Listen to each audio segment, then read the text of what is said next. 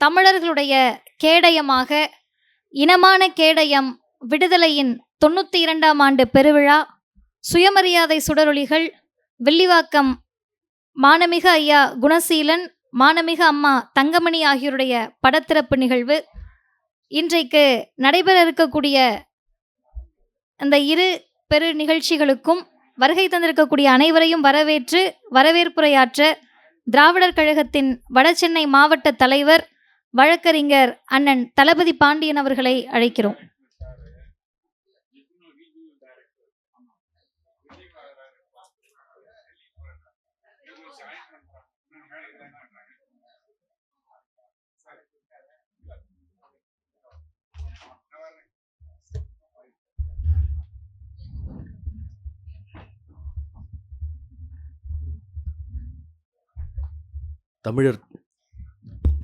தமிழர் தலைவர், ஆசிரியர் உள்ளிட்ட அனைவருக்கும் வணக்கம். சுருக்கமாக எனது வரவேற்புரையை ஆற்றுகிறேன்.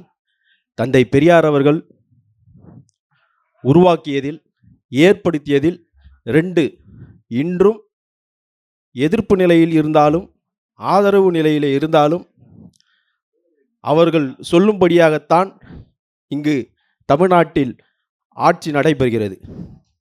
அதில் ஒன்றுக்கு வயது 92, இன்னொன்றுக்கு வயது 93. தந்தை பெரியார் ஏற்படுத்தியதில் எதுவும் குறைந்ததல்ல. விடுதலையை பற்றி, அந்த விடுதலை நாளேட்டை பற்றி பெரியார் திடல் சொல்லும்படிதான் முன்னாள் முதல்வர் அவர்கள் பெரியார் திடல் வழியேதான் எனது ஆட்சி செல்லும் என்று சொன்னார். இந்த ஆட்சி நடைபெற்றாலும் அது பெரியார் திடல் வழியாகத்தான் ஆட்சி நடைபெறுகிறது. ஒரே ஒரு எடுத்துக்காட்டு நான் சொல்கிறேன். சமீபத்திலே இந்து அறநிலையத்துறை செயலாளராக ஒரு பார்ப்பனர் நியமிக்கப்பட்டார். உடனே விடுதலையிலே ஒரு அறிவிப்பு வருகிறது. அறநிலையத்துறை முதன்மை செயலாளராக பார்ப்பனர் நியமனமா, அனைத்து ஜாதியினர் அர்ச்சகர் நியமனம் தொடர்பான பிரச்சனை என்னாவது என்று விடுதலையிலே ஒரு அறிக்கை வருகிறது. உடனே அந்த செயலாளர் மாற்றப்படுகிறார் சுற்றுலாத்துறை செயலாளராக. இது ஆசிரியர் சொல்லிதான் நடந்ததா என்று நமக்கெல்லாம் ஒரு ஐயம் இருக்கும். அப்படியெல்லாம் இல்லை, முதல்வரே இதை மாற்றினார் என்று சொல்லலாம். ஆனால் இது ஆசிரியர் சொல்லிதான், விடுதலையில் வந்த பிறகுதான் இது மாற்றம் ஏற்பட்டது என்பதற்கு ஒரே ஒரு சாட்சியாக ஒன்றை நான் படிக்கிறேன். அப்படியே கேளுங்கள் தோழர்களே. திராவிடர் கழக தலைவர் கி. வீரமணி விடுத்த மிரட்டலுக்கு பயந்துதான் முதலமைச்சர் விஜய் இந்த அதிகார மாற்றத்தை மேற்கொண்டுள்ளார் என்று வானதி சீனிவாசன் அவர்கள் குற்றம் சாட்டியுள்ளார். ஆசிரியர் தான் வழி நடத்துகிறார். ஆக இந்த விடுதலையின் 92ஆம் ஆண்டு விழாவிற்காகவும் அதன் பின்பு சுயமரியாதை சுடரொளிகள் வில்லிவாக்கம் குணசீலன் தங்கமணி அம்மா அவர்களின் படத்திறப்பிற்காகவும் வருகை தந்துள்ள தோழர்கள் அனைவரையும் வரவேற்கிறேன்.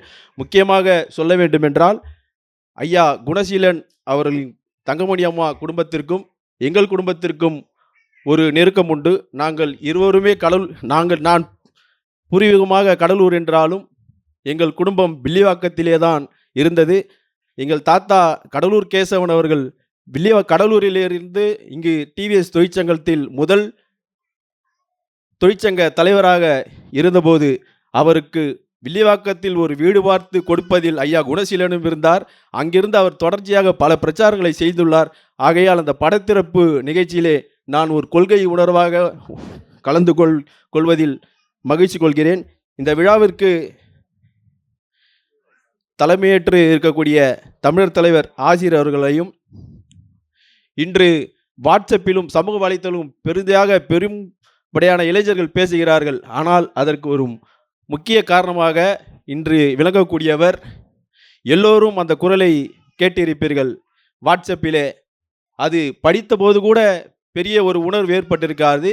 அந்த வாட்ஸ்அப்பிலே வந்த குரல், பெரியோர்களே தாய்மார்களே என்ற அந்த ஒரு குரல் அப்பொழுது இளைஞர்கள் மத்தியிலே பெரும் மாற்றத்தை உண்டாக்கிய, ஒரு பெரும் பிரச்சாரத்தை மேற்கொண்ட கலைஞர் தொலைக்காட்சியின் தலைமை செய்தியாளர், வழக்குரைஞர், எழுத்தாளர் ஐயா பா திருமாவேலன் அவர்களையும், இறுதியாக நன்றி உரை கூறக்கூடிய அக்கா இறைவி அவர்களையும், இந்த நிகழ்விலே முன்னிலை வகுக்கக்கூடிய வழக்குரைஞர் அம்மா அருள்மொழி அவர்களையும், வழக்குரைஞர் சேமே மதிவதனி அவர்களையும், அம்மா வெற்றி செல்வி அவர்களையும், ஐயா வெற்றி செல்வி பூங்குன்றன் அவர்களையும், பசும்பொன் செந்தில்குமாரி அவர்களையும், விகேஆர் பெரியார் செல்வி அவர்களையும், டெய்சி மணி அவர்களையும், வழக்குரைஞர் பா மணி அவர்களையும் உள்ளிட்ட கழகத் தோழர்கள் அனைவரையும், கொள்கை குடும்பங்கள் அனைவரையும் வருக வருக என வரவேற்று விடைபெறுகிறேன். நன்றி.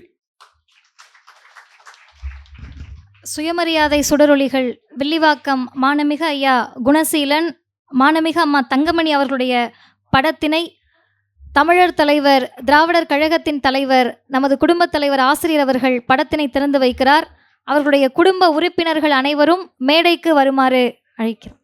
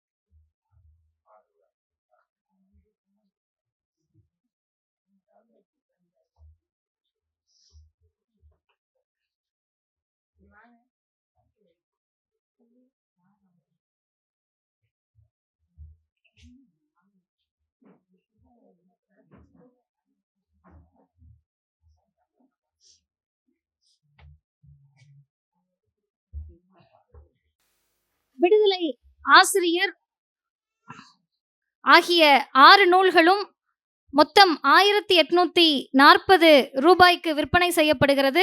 இன்றைக்கு ஜூன் 1ஆம் தேதி விடுதலையின் 92ஆம் ஆண்டு பெருவிழா சிறப்பாக 340 ரூபாய் தள்ளுபடி போக ரூபாய் 1500க்கு விற்பனை செய்யப்படுகிறது. நூல்களை வாங்க விருப்பமுடையவர்கள் தமிழர் தலைவர் ஆசிரியர் அவர்களின் கரங்களால் மேடைக்கு வந்து பெற்றுக்கொள்ளலாம்.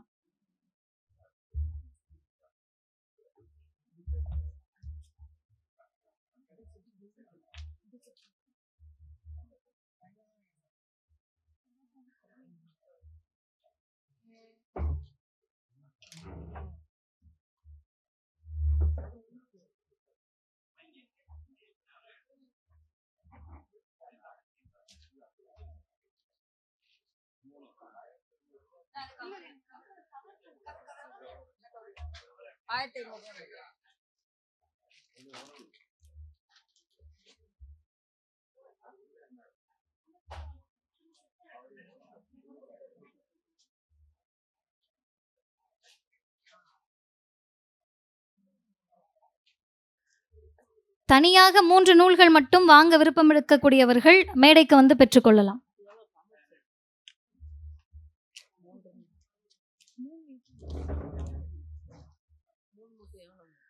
3 புத்தகங்கள் ரூபாய் 300க்கு விற்பனை செய்யப்படுகிறது.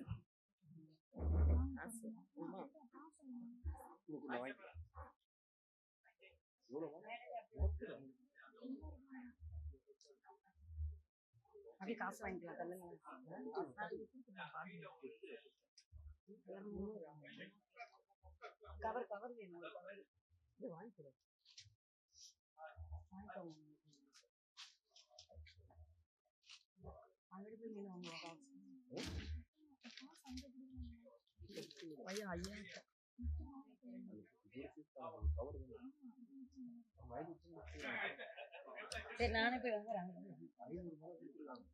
அது வாங்கிடுங்க. இப்படி வந்துருங்க ஐயா, பணம் இப்படி கொடுத்துருங்க. பணம் இப்படி கொடுத்துருங்க. இரு, நான் போறேன்.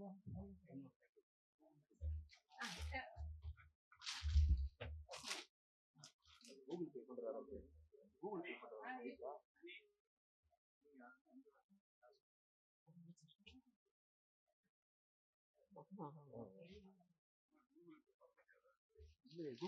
கூகுளில்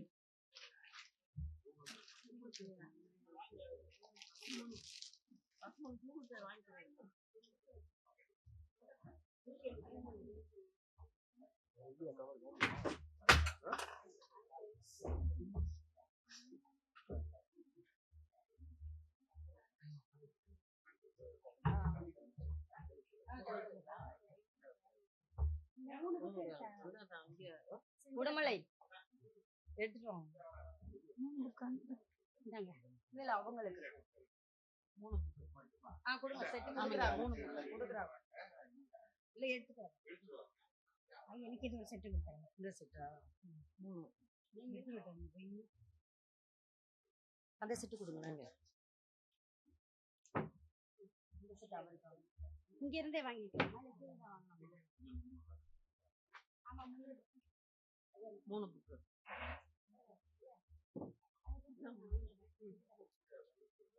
இல்ல வராங்க.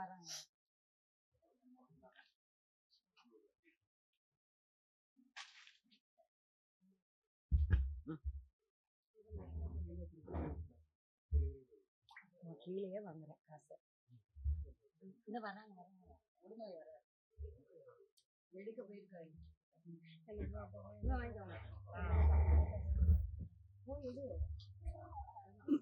நூல்கள் வெளியேவும் உள்ளேவும் விற்பனை செய்யப்படும். வாங்க விருப்பம் இருக்கக்கூடியவர்கள் பெற்றுக்கொள்ளலாம். இடமான கேடயம் விடுதலையின் 92ஆம் ஆண்டு பெருவிழாவில் தனது குரலால் தமிழ் சமூகத்தின் மிகப்பெரிய மாற்றங்களுக்கெல்லாம் வழிவகுத்த தந்தை பெரியாரை பற்றி பேசியும் தந்தை பெரியாருக்கு எதிரான அனைத்து முனை மழுங்கிய வாதங்களுக்கும் தன்னுடைய எழுத்துகளால் பதில் சொன்ன பெருமதிப்பிற்கும் மரியாதைக்கும் உரிய கலைஞர் செய்திகள் தொலைக்காட்சியின் தலைமை செய்தி ஆசிரியர், நம் அனைவருடைய பேரன்பிற்குரிய எழுத்தாளர் சகோதரர் திருமாவேலன் அவர்கள் கருத்துரை ஆற்றுகிறார்.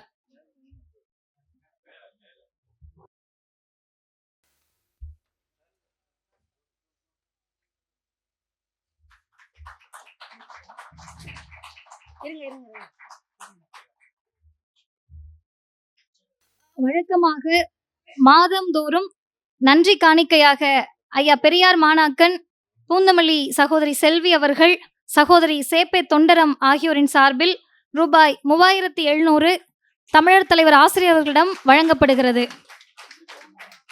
பழனி திராவிடர் கழகம் சேது அவர்களின் குடும்பத்தின் சார்பில் பெரியார் உலகம் நிதியாக ரூபாய் 25,000-உம், விடுதலை ஆண்டு சந்தா 2000, மொத்தம் 3000 ரூபாய் தமிழர் தலைவர் ஆசிரியர்களிடம் வழங்கப்படுகிறது.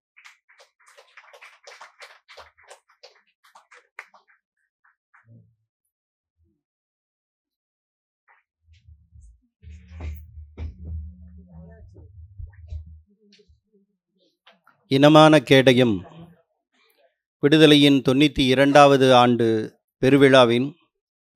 பெருவிழாவினுடைய தலைவர், திராவிடர் கழகத் தலைவர், தமிழர் தலைவர், மாண்புமிகு ஆசிரியர் அவர்களே, இந்த நிகழ்ச்சியில் முன்னிலை வகிக்கின்ற பெருமக்களே, வரவேற்புரையாற்றிய தளபதி பாண்டியன் அவர்களே, நன்றியுரை ஆற்ற இருக்கின்ற இறைவி அவர்களே, தொகுப்புரை ஆற்றி வரும் மதிவதனி அவர்களே, பெரியோர்களே, கருப்பு மெழுகுவர்த்திகளே, இந்த நிகழ்ச்சிக்கு முன்னால்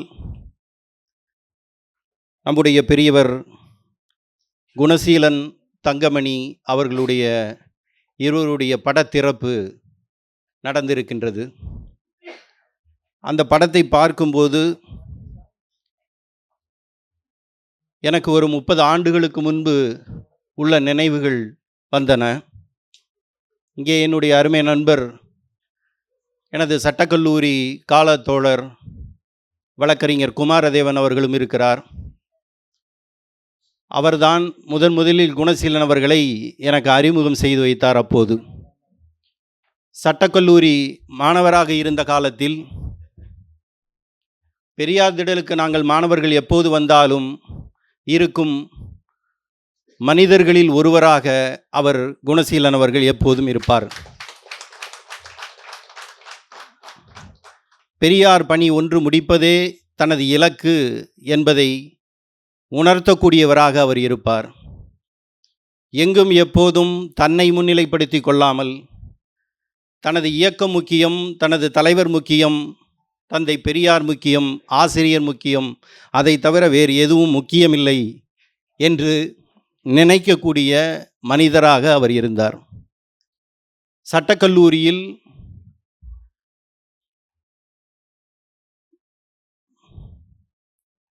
ஒரு வட இந்திய மாணவர்கள் அனைவரும் சேர்ந்து, அது என்ன இந்த கலர் பொடி போட்டு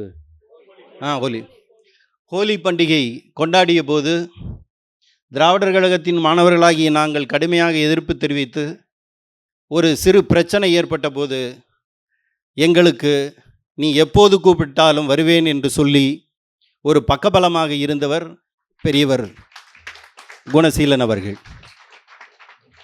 அவருடைய படத்தை இத்தனை ஆண்டுகள் கழித்து பார்க்கும்போது எத்தகைய மனிதர்கள் பெரியாரின் சுடரொளியாக இந்த மண்ணில், இந்த பெரியார் திடலில் உருவாகி பெரியார் திடலையும் உருவாக்கிவிட்டு போயிருக்கிறார்கள் என்று நினைக்கும்போது இதுதான் பெரியார் இயக்கத்தினுடைய பெருமை என்பது. அவருடைய குடும்பத்தை சேர்ந்த அனைத்து பெருமக்களும் இங்கு வந்தார்கள் என்று சொன்னால் பெரியார் இயக்கம் என்பது அரசியல் இயக்கம் அல்ல, அது ஒரு குடும்ப இயக்கம்தான் என்பதை நிரூபிக்கக்கூடிய, மெய்ப்பிக்கக்கூடிய குடும்பமாக ஐயா குணசீலன் அவர்களுடைய குடும்பம் இங்கே அமைந்திருக்கின்றது. அவருடைய படத்திறப்பும் சேர்த்து இங்கே நம்முடைய மாண்புமிகு ஆசிரியர் அவர்களால் திறந்து வைக்கப்பட்டிருக்கின்றது. அவர்கள் படங்களாக அல்ல, நம்மளுக்கு பாடங்களாக அமைந்திருக்கின்றார்கள். அதுவும் வரலாற்றில் இன்று மிக முக்கியமான நாள் ஜூன் 1, விடுதலை தொடங்கிய நாள் என்பதற்கு முன்பு திராவிட இயக்கத்தின் திராவிட தளபதி என்கின்ற போற்றப்பட்ட சர் ஏ.டி. பன்னீர்செல்வம் அவர்களுடைய பிறந்த நாள் இந்த பிறந்த நாள். திராவிட தளபதி என்று சொன்னால் தளபதி என்கின்ற வார்த்தையை உச்சரிப்பதற்கான யோகியதை உள்ள முதல் மனிதனாக இருந்தவன் நம்முடைய பன்னீர்செல்வம் அவர்கள். வர்ணாசிரமத்தின் சனாதனத்தின் நிலப்புருவத்தின் கோட்டையாக இருந்த தஞ்சை மாவட்டத்தில் அவர்களுக்கு மட்டுமே அவள்களுக்கு மட்டுமே மடங்களும் மடாதிபதிகளும் மடாலயங்களும் அவர்களுடைய தங்கும் இடங்களும் இருந்த காலத்தில் அந்த இடத்தை பார்ப்பனர் அல்லாதார் மாணவர்களுக்காக சட்டத்தின் மூலமாக உடைத்து திறந்துவிட்ட முதல் மனிதன் நம்முடைய பன்னீர்செல்வம் அவர்கள். அதேபோல் திருவையாறு சமஸ்கிருத கல்லூரியில் பார்ப்பனர் அல்லாதார் சேர முடியாது என்கின்ற இருந்த நிலைமையை மாற்றி பார்ப்பனர் அல்லாதார் சேரலாம் என்று சொன்னது மட்டுமல்ல, அதை சமஸ்கிருத கல்லூரியை அரசர் கல்லூரி என்று மாற்றியவர் சர் பி தியாகராயர் பன்னீர்செல்வம் அவர்கள். எனவே அவரைத்தான் 1938 ஆண்டு இந்தி எதிர்ப்பு போராட்டம் மிக முக்கியமாக நடந்து கொண்டிருந்த போது சட்டமன்றத்தில் ஒரே எதிர்க்கட்சியாக இருந்து பெரியாரின் குரலை சட்டமன்றத்துக்குள் ஒலித்தவர் பன்னீர்செல்வம் அவர்கள். இந்தியை எதிர்ப்பவர்கள் 2 பேர், ஒன்று ஈவே ராமசாமி, இன்னொருவர் சோமசுந்தர பாரதி மட்டும்தான் என்று முதலமைச்சர் ராஜாஜி சொன்னபோது, இந்தியை எதிர்ப்பவர் 2 பேர், ஆனால் ஆதரித்து புகுத்துபவர் நீங்கள் ஒருவர்தான் என்று சட்டமன்றத்தில் சொன்னவர் அவர். இன்னொன்றும் ராஜாஜி சொன்னார், நீங்கள் தஞ்சை மாவட்டத்தைச் சேர்ந்தவர், தஞ்சை மாவட்டத்துக்காரருக்கு ஈரோட்டில் என்ன வேலை என்று ராஜாஜி கேட்டபோது, இந்தியாவுக்கே குருகுலமாக இருப்பது காந்தியின் வார்தா என்றால் தமிழர்களுக்கு தலைநகராக இருப்பது ஈரோடு தான் என்று சொன்னவர் பன்னீர்செல்வம் அவர்கள். 38 தலைவர் தந்தை பெரியார் அவர்கள் பெல்லாரி சிறையில் இருந்தபோது நீதி கட்சியினுடைய மாநாட்டில் நீதி கட்சியின் தலைவராக தேர்ந்தெடுக்கப்பட்ட போது பெல்லாரி சிறைக்கே சென்றவர்கள் 2 பேர். ஒருவர் முத்தமிழ் காவலர் என்று பாராட்டப்பட்ட கியாபே விஸ்வநாதன் அவர்கள், இன்னொருவர் திராவிட தளபதி பன்னீர்செல்வம் அவர்கள். பெரியார் எழுதி கொடுத்த அறிக்கையை தமிழில் வாசித்தவர் கியாபே, ஆங்கிலத்தில் வாசித்தவர் பன்னீர்செல்வம். இந்த வரலாறுகளை எல்லாம் நாம் ஏன் சொல்கிறோம் என்று சொன்னால், எப்படிப்பட்ட தியாகிகளை நாம் தலைவர்களாக பெற்றிருக்கிறோம் என்பதுதான் நம்மளுக்கு இருக்கின்ற பெருமை, அந்த தலைவர்களுக்கும் இருக்கின்ற பெருமை. பன்னீர்செல்வத்தினுடைய வாரிசுகளாக நாம் இங்கே நிற்கின்றோம். அவர் இறந்து 12 ஆண்டுகள் கழித்து பராசக்தி படம் வந்தது. பராசக்தி படத்தில் கல்யாணிக்கு ஆண் குழந்தை பிறந்தால் பன்னீர்செல்வம் என்று பெயர் வைப்பதென்றும், பெண் குழந்தை பிறந்தால் நாகம்மை என்று பெயர் வைக்க வேண்டும் என்றும் கதை வசனம் எழுதியவர் கலைஞர் அவர்கள். தனது மருமகனுக்கு செல்வம் என்று பெயர் சூட்டியவரும் கலைஞர் அவர்கள். நன்றி மறந்த சமூகமாக நாம் இல்லை, நன்றியை உணர்த்திய சமூகமாக நம்மை வளர்த்தவர்கள் நம்முடைய தலைவர்கள். அதே விடுதலை நாளேட்டுக்கு வக்கீலாக இருந்தவரும் பன்னீர்செல்வம் அவர்கள். 38ஆம் ஆண்டு விடுதலை மீது பல்வேறு அடக்குமுறைகள் பாய்ந்தபோது அதற்காக வழக்கறிஞராக இருந்தும் பன்னீர்செல்வம் வாதாடி இருக்கிறார். அவர் வாதாடிய இதழின் 92வது ஆண்டை நாம் கொண்டாடுகிறோம் என்று சொன்னால் அதன் 62 ஆண்டு கால ஆசிரியர் இங்கே இருக்கிறார்.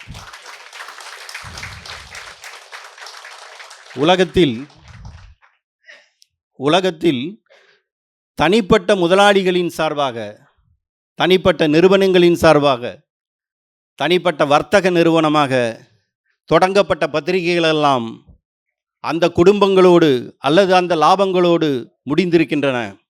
ஆனால் ஒரு கொள்கைக்காக தொடங்கப்பட்ட ஒரு பத்திரிகை 92 ஆண்டுகள் வளத்தோடும் நலத்தோடும் இன்னும் பல்வேறு சக்திகளுக்கு பயமுறுத்தும் நாளிதழாக இருக்கிறது என்று சொன்னால் அது உலகத்திலேயே விடுதலை பத்திரிகை ஒன்றாகத்தான் இருக்க முடியும். அப்படி ஒரு பத்திரிகைக்கு 62 ஆண்டுகள் ஆசிரியராக இருந்த பெருமை என்பது நம்முடைய ஆசிரியர் அவர்களுக்குத்தான் இருக்க முடியும்.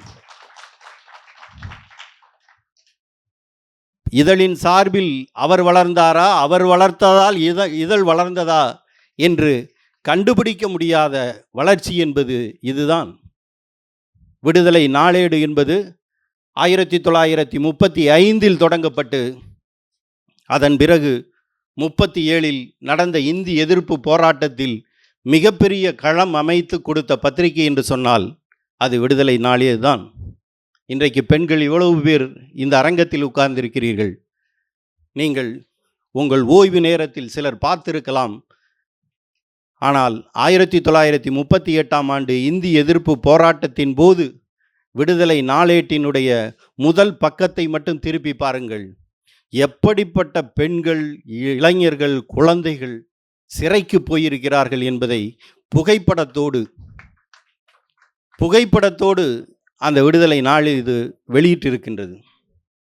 கை குழந்தைகளோடு மொத்தம் 1045 பேர் தமிழ்நாடு முழுக்க கைது செய்யப்பட்டிருக்கிறார்கள் என்று சொன்னால் அதில் பெண்கள் எத்தனை பேர், குழந்தைகள் எத்தனை பேர் என்கின்ற முழு வரலாறு இருக்கின்ற ஒரு பத்திரிகை நம்முடைய விடுதலை பத்திரிகை. 1938 ஆண்டு இந்தி எதிர்ப்பு போராட்டத்தில் யாரோ தொடங்கினார்கள், பெரியார் வந்து ஒட்டி கொண்டார் என்று தமிழ் தேசிய வியாதிகள் அனைவரும் இன்று சாக்கடைத்தனமான சொற்களை கக்கி கொண்டிருக்கின்றார்களே, அந்த கபோதிகள் யாருக்கும் இந்த விடுதலை பத்திரிகையினுடைய வரலாறு என்பது தெரியாது. ஒதுங்கி இருந்த தமிழ் தென்றல் மறைமலையடிகள் அவர்களை நீங்கள் பல்லாவரத்தை விட்டு வெளியேறி வாருங்கள், தமிழுக்கு ஆபத்து வந்திருக்கிறது, நீங்கள் எந்த தமிழை போற்றி வருகிறீர்களோ அந்த தமிழுக்கு ஆபத்து வந்திருக்கிறது, இன்றோடு இந்த தமிழ் ஒளிந்து விட்டால் இனிமேல் உங்களுக்கே மரியாதை இல்லாமல் போய்விடும், எனவே மறைமலையடிகளே வெளியே வாருங்கள் என்று விடுதலை பத்திரிகையில் பகிரங்கமாக அழைப்பு விடுக்கப்பட்ட பிறகுதான் மறைமலையடிகள் அவர்கள் வெளியில் வந்தார்கள். 1938 ஆண்டு போராட்டம் என்பது தொடங்கப்பட்டது. இன்றைக்கும் தமிழ் தேசியவாதிகள் யாராலும் சொல்ல முடியாத ஒரு வார்த்தை தமிழ்நாடு தமிழருக்கே என்பது, தமிழ்நாடு தமிழருக்கே என்கின்ற சொல்லை உருவாக்கி அதை தமிழ்நாடு தமிழருக்கே என்கின்ற குரலாக 5 ஆண்டு காலம் தமிழ் விடுதலை பத்திரிகையில் தொடர்ச்சியாக முழங்கி அதை மிகப்பெரிய இயக்கமாக மாற்றியது விடுதலை பத்திரிகை தான்.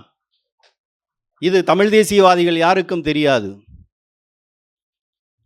அப்படிப்பட்ட ஒரு போராட்டத்தை நீங்கள் இந்தி எதிர்ப்பு போராட்டமாக இருந்தாலும் சரி, இலங்கை தமிழர் போராட்டமாக இருந்தாலும் சரி, மொழிவாரி மாகாணங்களை உருவாக்கிய போராட்டமாக இருந்தாலும் சரி, சென்னையை காப்பாற்றிய போராட்டமாக இருந்தாலும் சரி, எந்த போராட்டமாக இருந்தாலும் அப்போது விடுதலை என்பது கேடயமாகவும் இருந்திருக்கிறது, வாளாகவும் இருந்திருக்கின்றது. விடுதலையினுடைய ஒவ்வொரு தலைப்புகளும்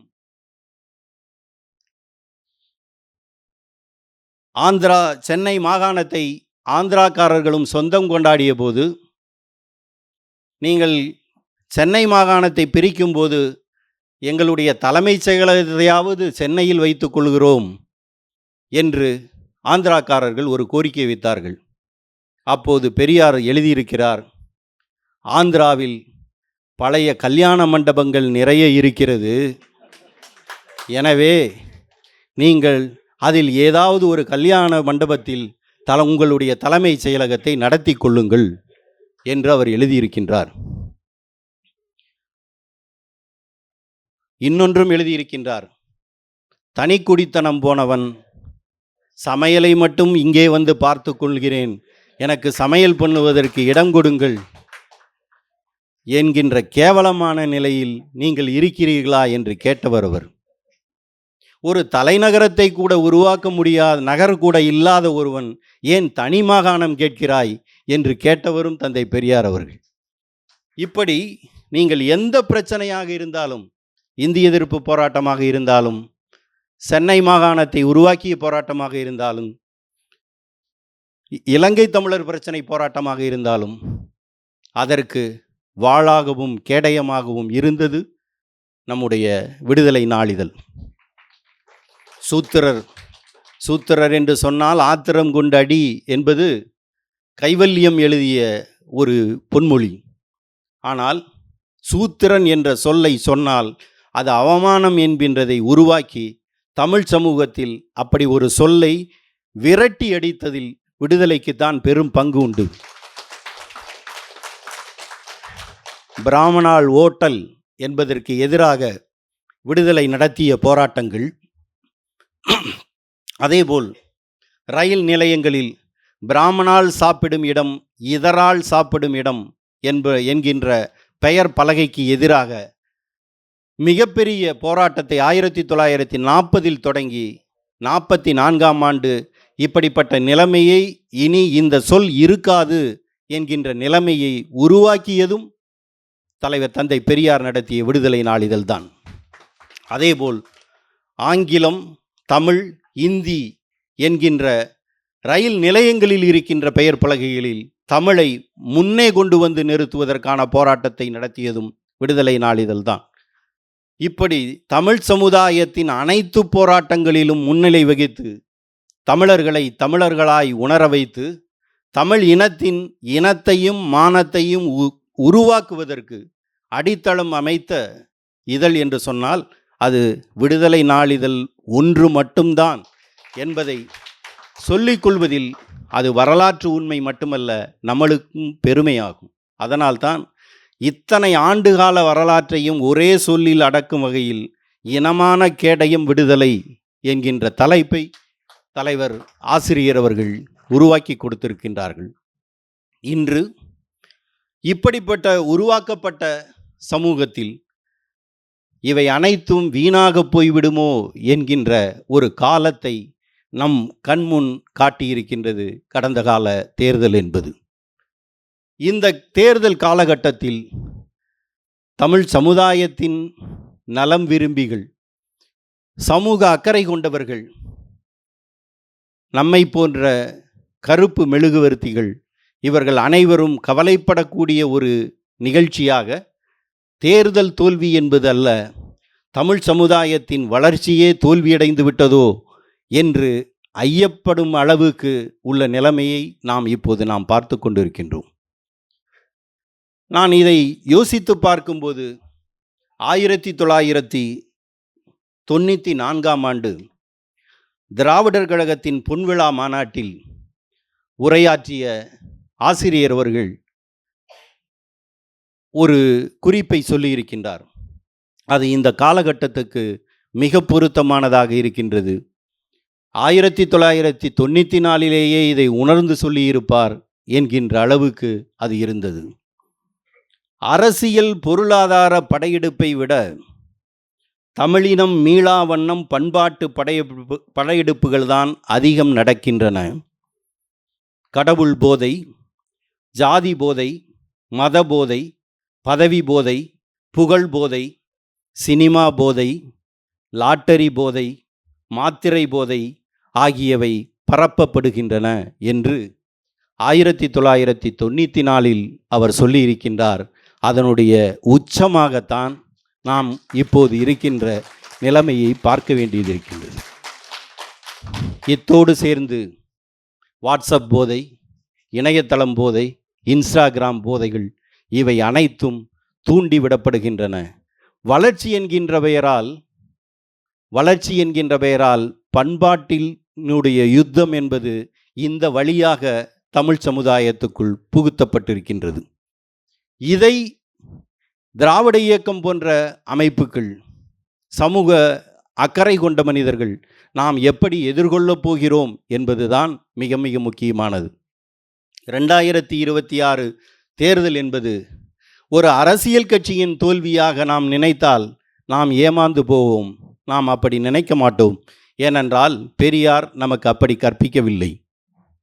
காமராஜரின்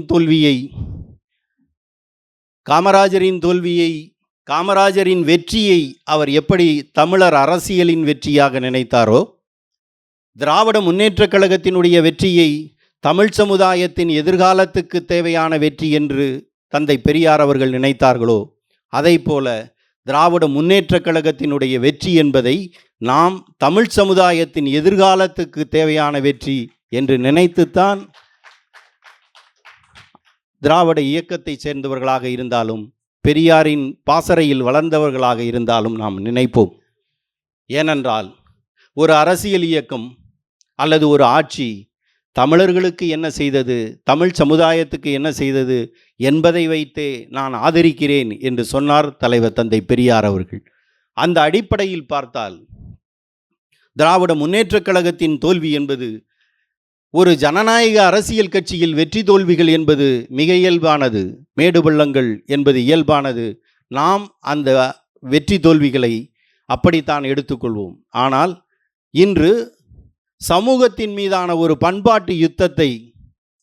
பண்பாட்டு யுத்தத்தை கலாச்சாரத்தினுடைய நசிவை ஒரு அரசியல் கட்சி தனது வெற்றியாக மாற்றி கொண்டு விட்ட அவல நிலையில்தான் நாம் இன்று இருக்கின்றோம். இப்போதுதான் சினிமாவை ஒழிக்க வேண்டும், இந்த தமிழ் சமுதாயத்தின் 3 நோய்கள் பேய்கள் என்று பெரியார் அவர்கள் சுட்டிக்காட்டியதில் சினிமாவை ஏன் அந்த காலத்திலேயே சொல்லியிருக்கிறார் என்பதை நாம் அப்போது கூட அந்த காலத்தில் சினிமாவை பயன்படுத்தி கூட நாம் வெற்றி பெறலாம் என்று அண்ணா கண்டுபிடித்த பாணியை இன்றைக்கு சினிமா யாருடைய கையிலோ சிக்கி 25 ஆண்டு காலம் மறைமுக யுத்தம் நடத்தி இன்று இப்படிப்பட்ட ஒரு கலாச்சார சீரழிவுக்கு கொண்டு போய் விட்டிருக்கிறது என்று சொன்னால், இவை அனைத்தையும் எதிர்கொள்ள வேண்டிய காலம் என்பது நமக்கு மிகச் சிரமமான காலமாக இருக்கின்றது. நான் பெரியார்திடலுக்குள் வந்தவுடன் அன்பு அண்ணனிடம் சொன்னது, இனிமேல் தான் உங்களுக்கு அதிகமாக வேலை இருக்கிறது என்று நான் சொன்னேன். திராவிட கழகம் ஆட்சியில் இருக்கும் போதும் ஆட்சியில் இருப்பவர்களை வழிநடத்துவதற்கு அது ஒரு இயக்கமாக இருந்திருக்கிறது. எதிர்க்கட்சியாக இருக்கும் போதும் அப்போதும் தமிழ் சமுதாயத்தை வழிநடத்தும் கட்சியாக திராவிட கழகம் எப்போதும் இருந்திருக்கின்றது. காமராஜரை ஆதரித்த காலத்திலும் தலைவர் தந்தை பெரியார் அவர்கள், எனது வாழ்க்கையில் 2 முறையோ 3 முறையோ தான் நான் காமராஜரை பார்த்திருக்கிறேன் என்று சொன்னார். அவருக்கு தேவை என்பது தமிழ் சமுதாயத்தினுடைய வளர்ச்சியை முக்கியமாக கருதி அப்படி செயல்பட்டார். ஆனால் இன்றைக்கு திராவிடர் கழகத்தின் பணி என்பது நாம் நம்முடைய பேச்சுக்களையும் நம்முடைய எழுத்துக்களையும் நம்முடைய பிரச்சாரங்களையும் அதிகப்படுத்துவோம் என்பதை விட அதை இன்னும் மாற்று வழிகளிலும் கொண்டு போய் சென்று இந்த இளைய சமுதாயத்தின் மத்தியில் நாம் அதை விதைக்க வேண்டும் என்கின்ற காலகட்டமாக இது அமைந்திருக்கின்றது. நான் 2-3 நாட்களுக்கு முன்பு இதே மேடையில் நடைபெற்ற கூட்டத்தில் குறிப்பிட்டேன், நாம் மாநாடுகளை நடத்துவதை விட இனிமேல் அதிகமாக பயிற்சி முகாம்களை நடத்த வேண்டும் என்று நான் குறிப்பிட்டேன். இதே இளைஞர்களுக்கு, பெண்களுக்கு, மாணவர்களுக்கு, மாணவிகளுக்கு பயிற்சி முகாம்களின் மூலமாகத்தான் நாம் இதை அனைத்தையும் கற்பிக்க முடியும். இது நாம் கற்பிக்கும் இயக்கம், பரப்பும் இயக்கம். அதைத்தான் 1925களில் பெரியார் செய்தார், 35இல் விடுதலை மூலமாக செய்தார், புரட்சியின் மூலமாக செய்தார், குடியரசுவின் மூலமாக செய்தார், உண்மையின் மூலமாக செய்தார்.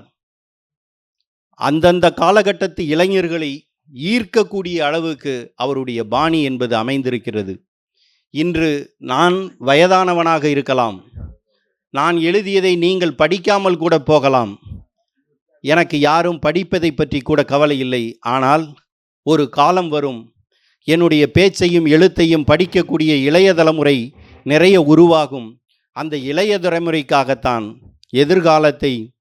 எதிர்காலத்தில் வரக்கூடிய இளைய தலைமுறையை நம்பித்தான் நான் எழுதுகிறேன், பேசுகிறேன் என்று சொல்லி பெரியார் அவர்கள் தனக்குத்தானே எழுதி கொண்ட எழுத்துக்களைத்தான் இன்று உலகம் படித்து கொண்டிருக்கின்றது.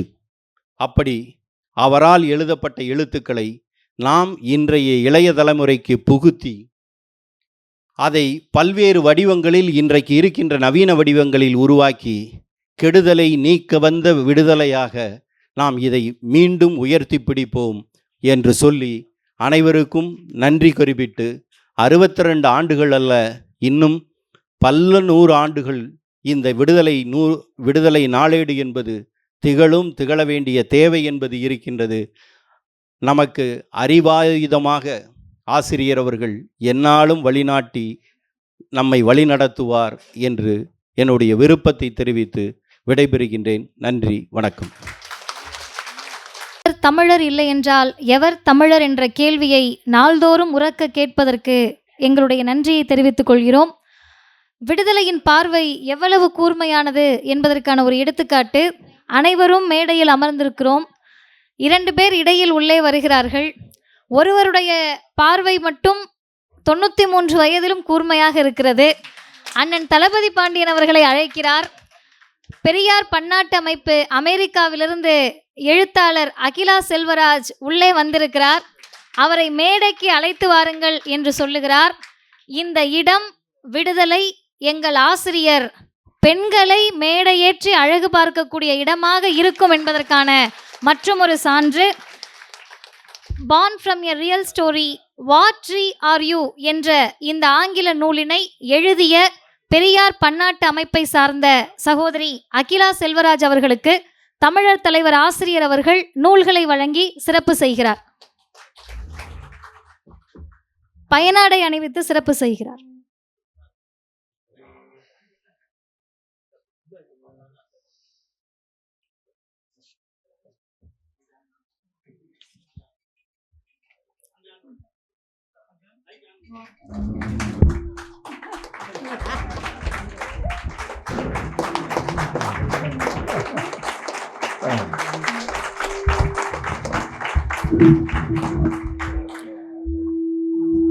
அன்பார்ந்த நண்பர்களே, என்னுடைய உரை பிறகு இருக்கும்.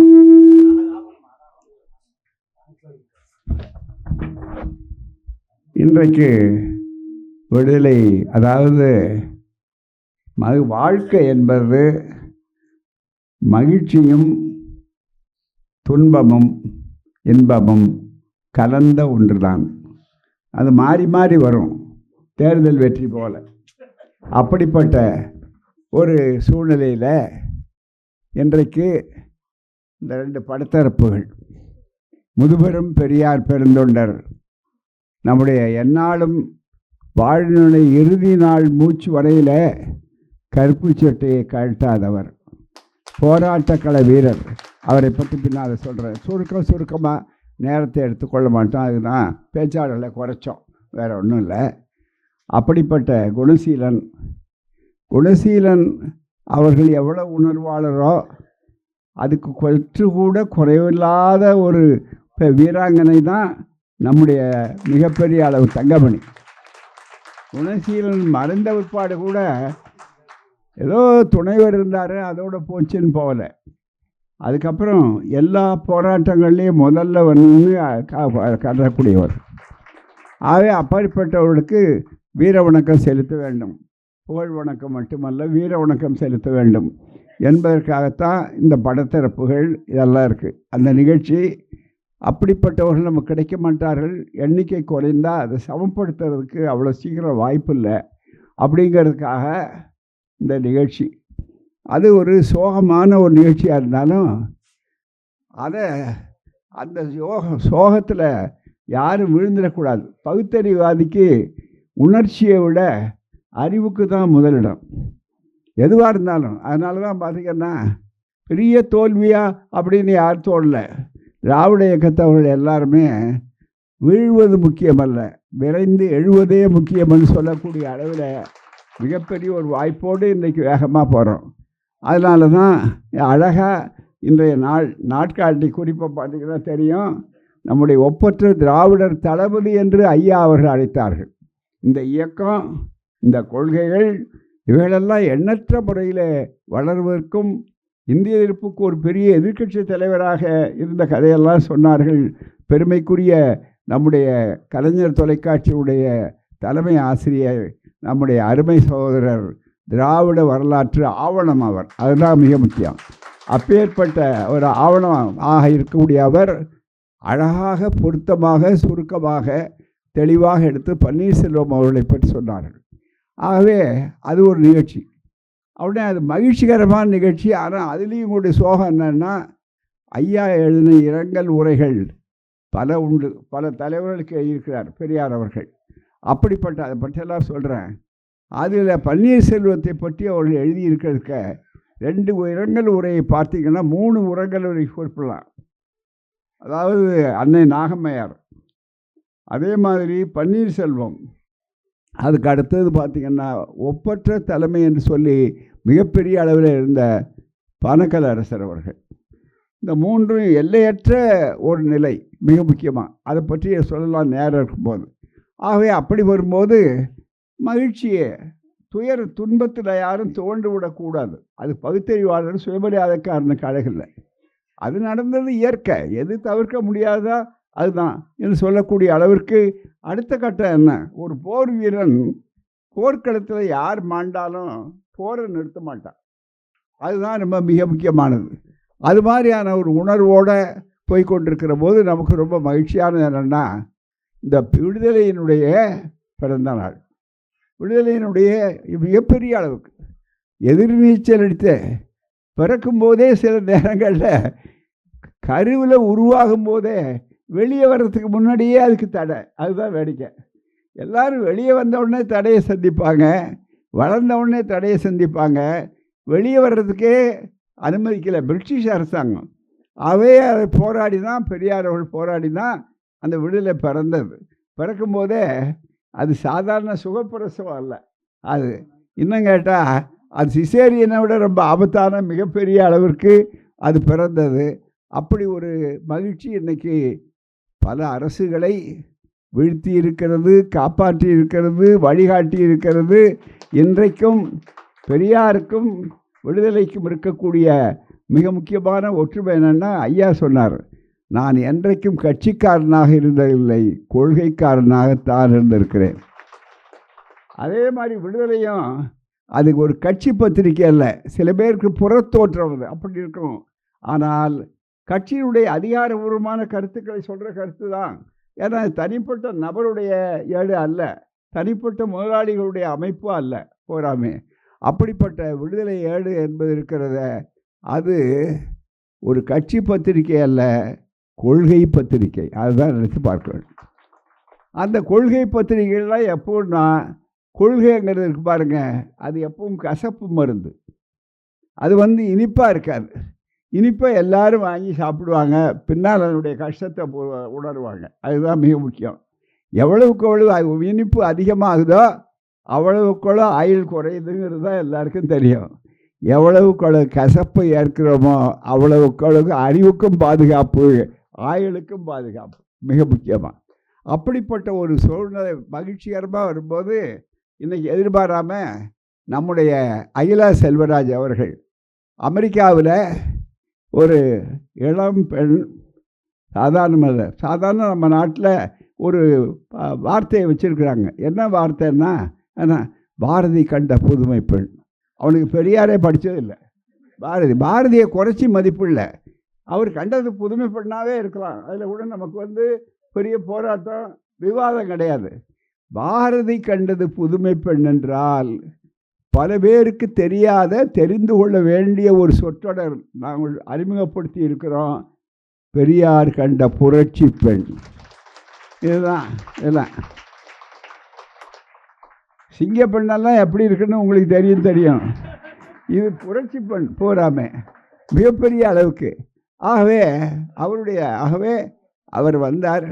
யார் வந்தாலும் நம்ம அழைக்கிறது இல்லை. நான் மேடைக்கு அழைச்சிட்டு வந்தேன்னு சொல்கிறத விட அவர்கள் கஷ்டப்பட்டு எதிர்நீச்சல் எடுத்து அவரே மேடைகளில் தானே இடம் பிடித்தார். அதுதான். அவருக்கு யாரும் பரிந்துரை செய்து வரல. மிக முக்கியமாக அதுதான். இங்கே இருக்கக்கூடிய நல்ல ஆங்கிலத்தில், தமிழில் எவ்வளவு தெளிவாக சிந்திப்பார்களோ அதே மாதிரி ஆங்கிலத்தில் அற்புதமாக மிகப்பெரிய அளவு.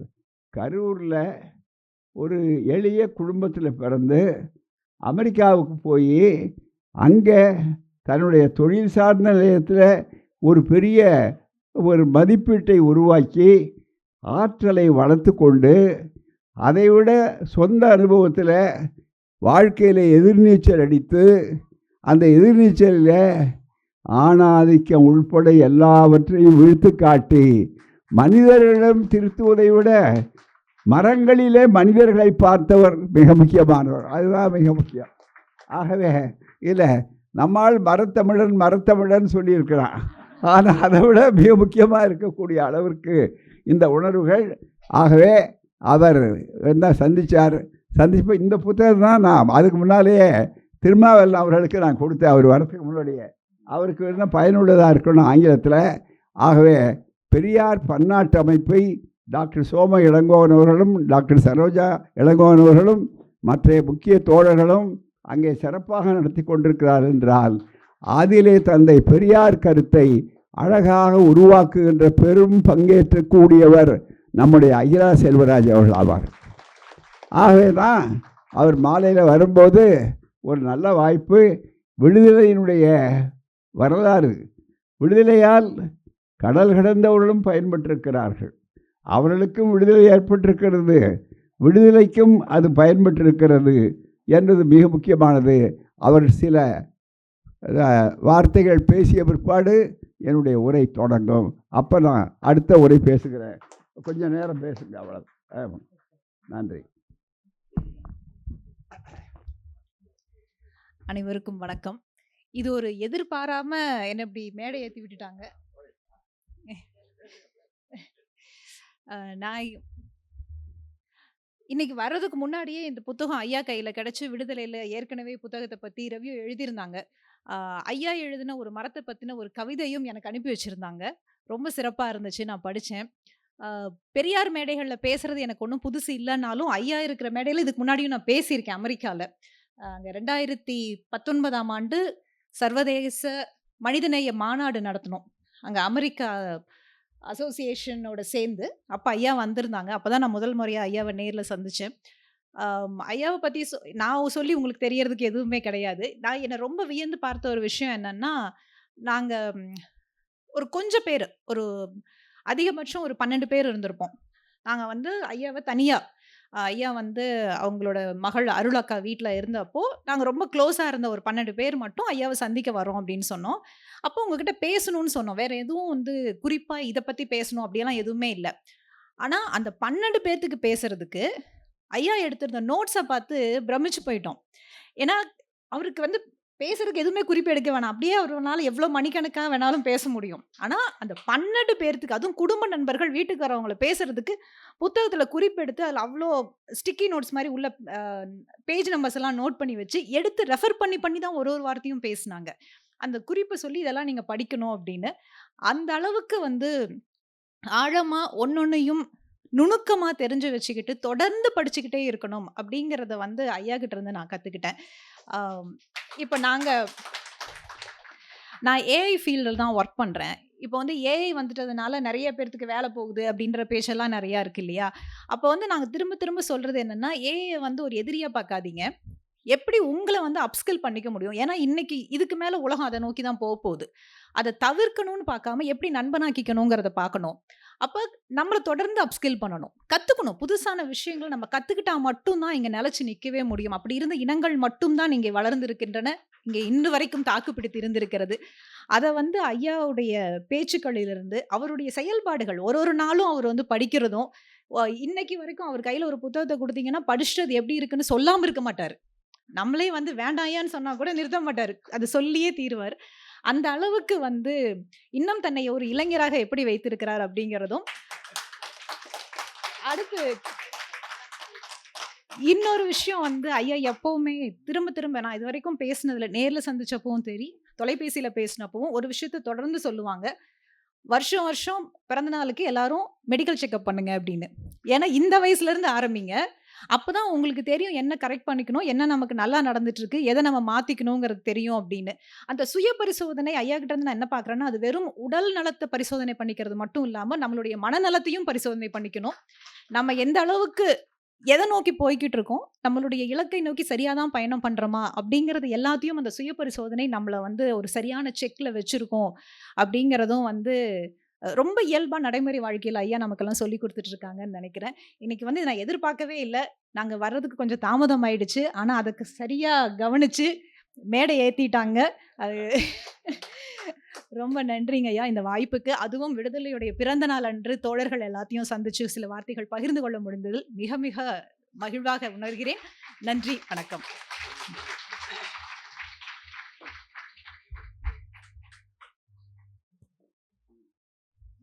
விடுதலையின் ஆசிரியர், 92 ஆண்டு விடுதலையில் 62 ஆண்டுகால ஆசிரியர் என்ற உலக கின்னஸ் சாதனைக்கு ஒப்பான சாதனையை பெற்றிருக்கக்கூடிய தமிழர் தலைவர் ஆசிரியர் அவர்களுக்கு சென்னை மாவட்ட கழகத்தின் சார்பில் சிறப்பு செய்யப்படுகிறது. விடுதலை 10 ஆண்டு சந்தாக்களை தலைமை செயற்குழு உறுப்பினர் ஐயா குமாரதேவன் அவர்கள் ஆசிரியரிடத்தில் வழங்குகிறார்.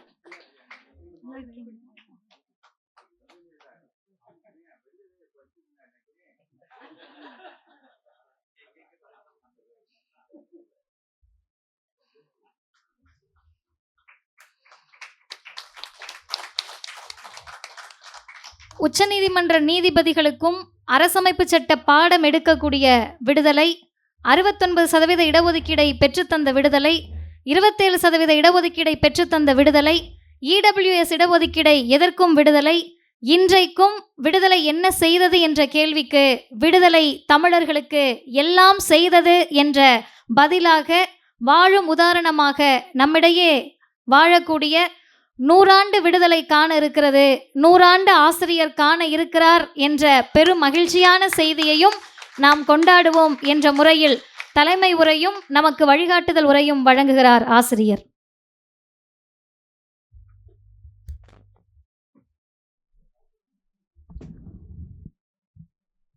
மிகுந்த பெருமையோடும் சிறப்போடும் நடைபெறக்கூடிய விடுதலையினுடைய 92வது ஆண்டு பிறந்தநாள் துவக்க நாள் என்பது ஒரு பக்கத்தில் இருந்தாலும், 2 சிறப்பு மிகுந்த முதுபெரும் பெரியார் பெருந்தொண்டர்களுடைய படங்களை திறந்து அவர்களுக்கு வீர வணக்கமும் புகழ் வணக்கமும் நடக்கக்கூடிய இந்த கூட்டத்திலே சிறப்பான வகையிலே இந்த கூட்டத்தினுடைய வாய்ப்பில் சிறப்பாக இங்கே வரவேற்புரை ஆற்றிய வடசென்னை மாவட்ட தலைவர் வழக்கறிஞர் தளபதி அவர்களே, இந்த நிகழ்ச்சியிலே சிறப்பாக கலந்து கொண்டு இங்கே இயக்கத்தில் நம்முடைய கொள்கைகளை அன்றாடம் முரசொலி மூலமும் அதேபோல கலைஞர் தொலைக்காட்சி மூலமும் மற்ற ஏடுகள் மூலமும் ரொம்ப ஆழமாக படித்தவர். இவர் தமிழர் என்றால் வேறு யார் அப்படின்னு அவர்கள் எழுதியிருக்கிறது 3 பக்கங்கள், மிகப்பெரிய அளவு, பெரிய வால்யூம். இதெல்லாம் இப்போ இல்லை, அதனுடைய பெருமை எப்போ தெரியும்னா வருங்காலத்தில் தெரியும். ரொம்ப நம்ம எச்சரிக்கையாக இருக்க வேண்டியதை யாருக்கிட்ட எச்சரிக்கையாக இருக்கணும்னா, பெரியார் கருத்தை பரப்புறதை பற்றி இப்போ கவலையே இல்லை. ஒரு காலகட்டம் அது ஆரம்பத்தில் பெரியாருடைய அப்படிப்பட்ட அந்த நிலையில் பாதுகாக்க வேண்டும் திரிபுவாதத்திலிருந்து அப்படிங்கிறது தான் இன்றைக்கி இருக்கிற மிக முக்கியமான கவலை. தானா பெரியார் உலகளாவிய அளவுக்கு பறந்துட்டார். அதனுடைய சிறு எடுத்துக்காட்டு தான் அகிலா செல்வராஜ் போன்றவர்கள். அது பாட்டுக்கு நடந்து கொண்டிருக்கிறது. நீங்களும் நானும் அதுக்கு பெருசு இல்லை, அது இயற்கை. ஏனென்றால் எப்படி அதை சொல்கிறோன்னா, பெரியார் தொண்டர்னால பெரியார் இருந்தவர் ஆசைப்பட்டு அவர் விருப்பத்தை சொல்கிறாருங்கள. விஞ்ஞானத்தை யாரும் தடுக்க முடியாது, பெரியாரையும் யாரும் தடுக்க முடியாது. பெரியார் என்றால் விஞ்ஞானம், சமூக விஞ்ஞானம் மட்டுமல்ல, எல்லா ஞானமும், ஞானத்திலேயே பயன்படக்கூடியது விஞ்ஞானம். அதுதான் மிக முக்கியம். அப்படிப்பட்ட ஒரு அற்புதமான ஒரு சிறப்பான நிலையை அழகாக எடுத்துக்கொண்ட தலைப்புக்கேற்ப சிறப்பாக பன்னீர்செல்வம் அவர்களை பற்றியும் விடுதலையினுடைய பங்களிப்பை பற்றியும் சிறப்பு பற்றியும் எடுத்துரைத்த நம்முடைய திராவிட இயக்கத்தினுடைய ஒப்பற்ற ஆவண காப்பகமாக இருக்கக்கூடிய அறிவார்ந்த இந்த திடலிருந்து தான் உருவானவர்களில் பல பேர் அவரும் ஒருவர். ஆனாலும் சில நேரங்களில் வயசானவங்க கூட புதிய தலைமுறை மத்தியில் தான் இளந்தலைமுறையில் வேணால் வழிகாட்ட கேட்கறவங்க போய் அவ்வளோதான். இது காலம் மாறினது. அந்த காலத்தில் நாங்கள்னு பேசுகிறதுல அர்த்தமே கிடையாது பூராமே. இப்போ நம்ம அவர்களை பார்த்து தான் பல விஷயங்களை தெரிந்து கொண்டோம். அறிவியல் வந்து எப்பவும் புத்தாக்கத்தை கொடுத்து கொண்டே இருக்கக்கூடியது. அப்படிப்பட்ட முறையிலே அவர்கள் சிறப்பாக இருக்கக்கூடிய நம்முடைய அன்பு அழைப்பை ஏற்று வந்திருக்கக்கூடிய சிறப்பான நம்முடைய தோழர்கள், அருமை சிறப்பு மிகுந்த நம்முடைய திருமாவேலன் அவர்களே, இந்த நிகழ்ச்சியிலே கலந்து கொண்டு சிறப்பிக்கின்ற ஏராளமான நம்முடைய இயக்கத் தோழர்கள் இருக்காங்க. நேரத்தின் நெருக்கடியை கருதி அவர்கள் அத்தனை பேரையும் தனித்தனியாக கூப்பிடலன்னு யாருக்கும் வருத்தப்பட மாட்டாங்க. கழக பொருளாளர் உட்பட, மற்றும் கழக மாவட்ட கழக பொறுப்பாளர்கள் உள்பட, மற்றும் தாய்மார்கள், மகளிர் அணி சகோதரிகள் உள்பட எல்லாம் அதாவது பெரியார் நூலக வாசகர் வட்டம், புதுமை தென்றல், இப்படி பலரும் இருக்கக்கூடிய எல்லா தரப்பும் உள்ளவர்கள் இருக்கார்கள்.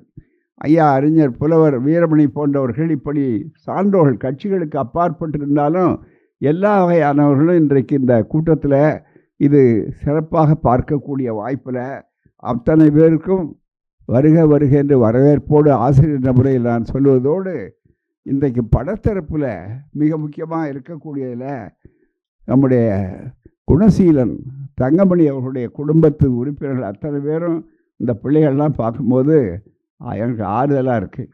ஓரளவுக்கு அவர்களை இழந்து விட்டோமே நினைக்கிறோம்.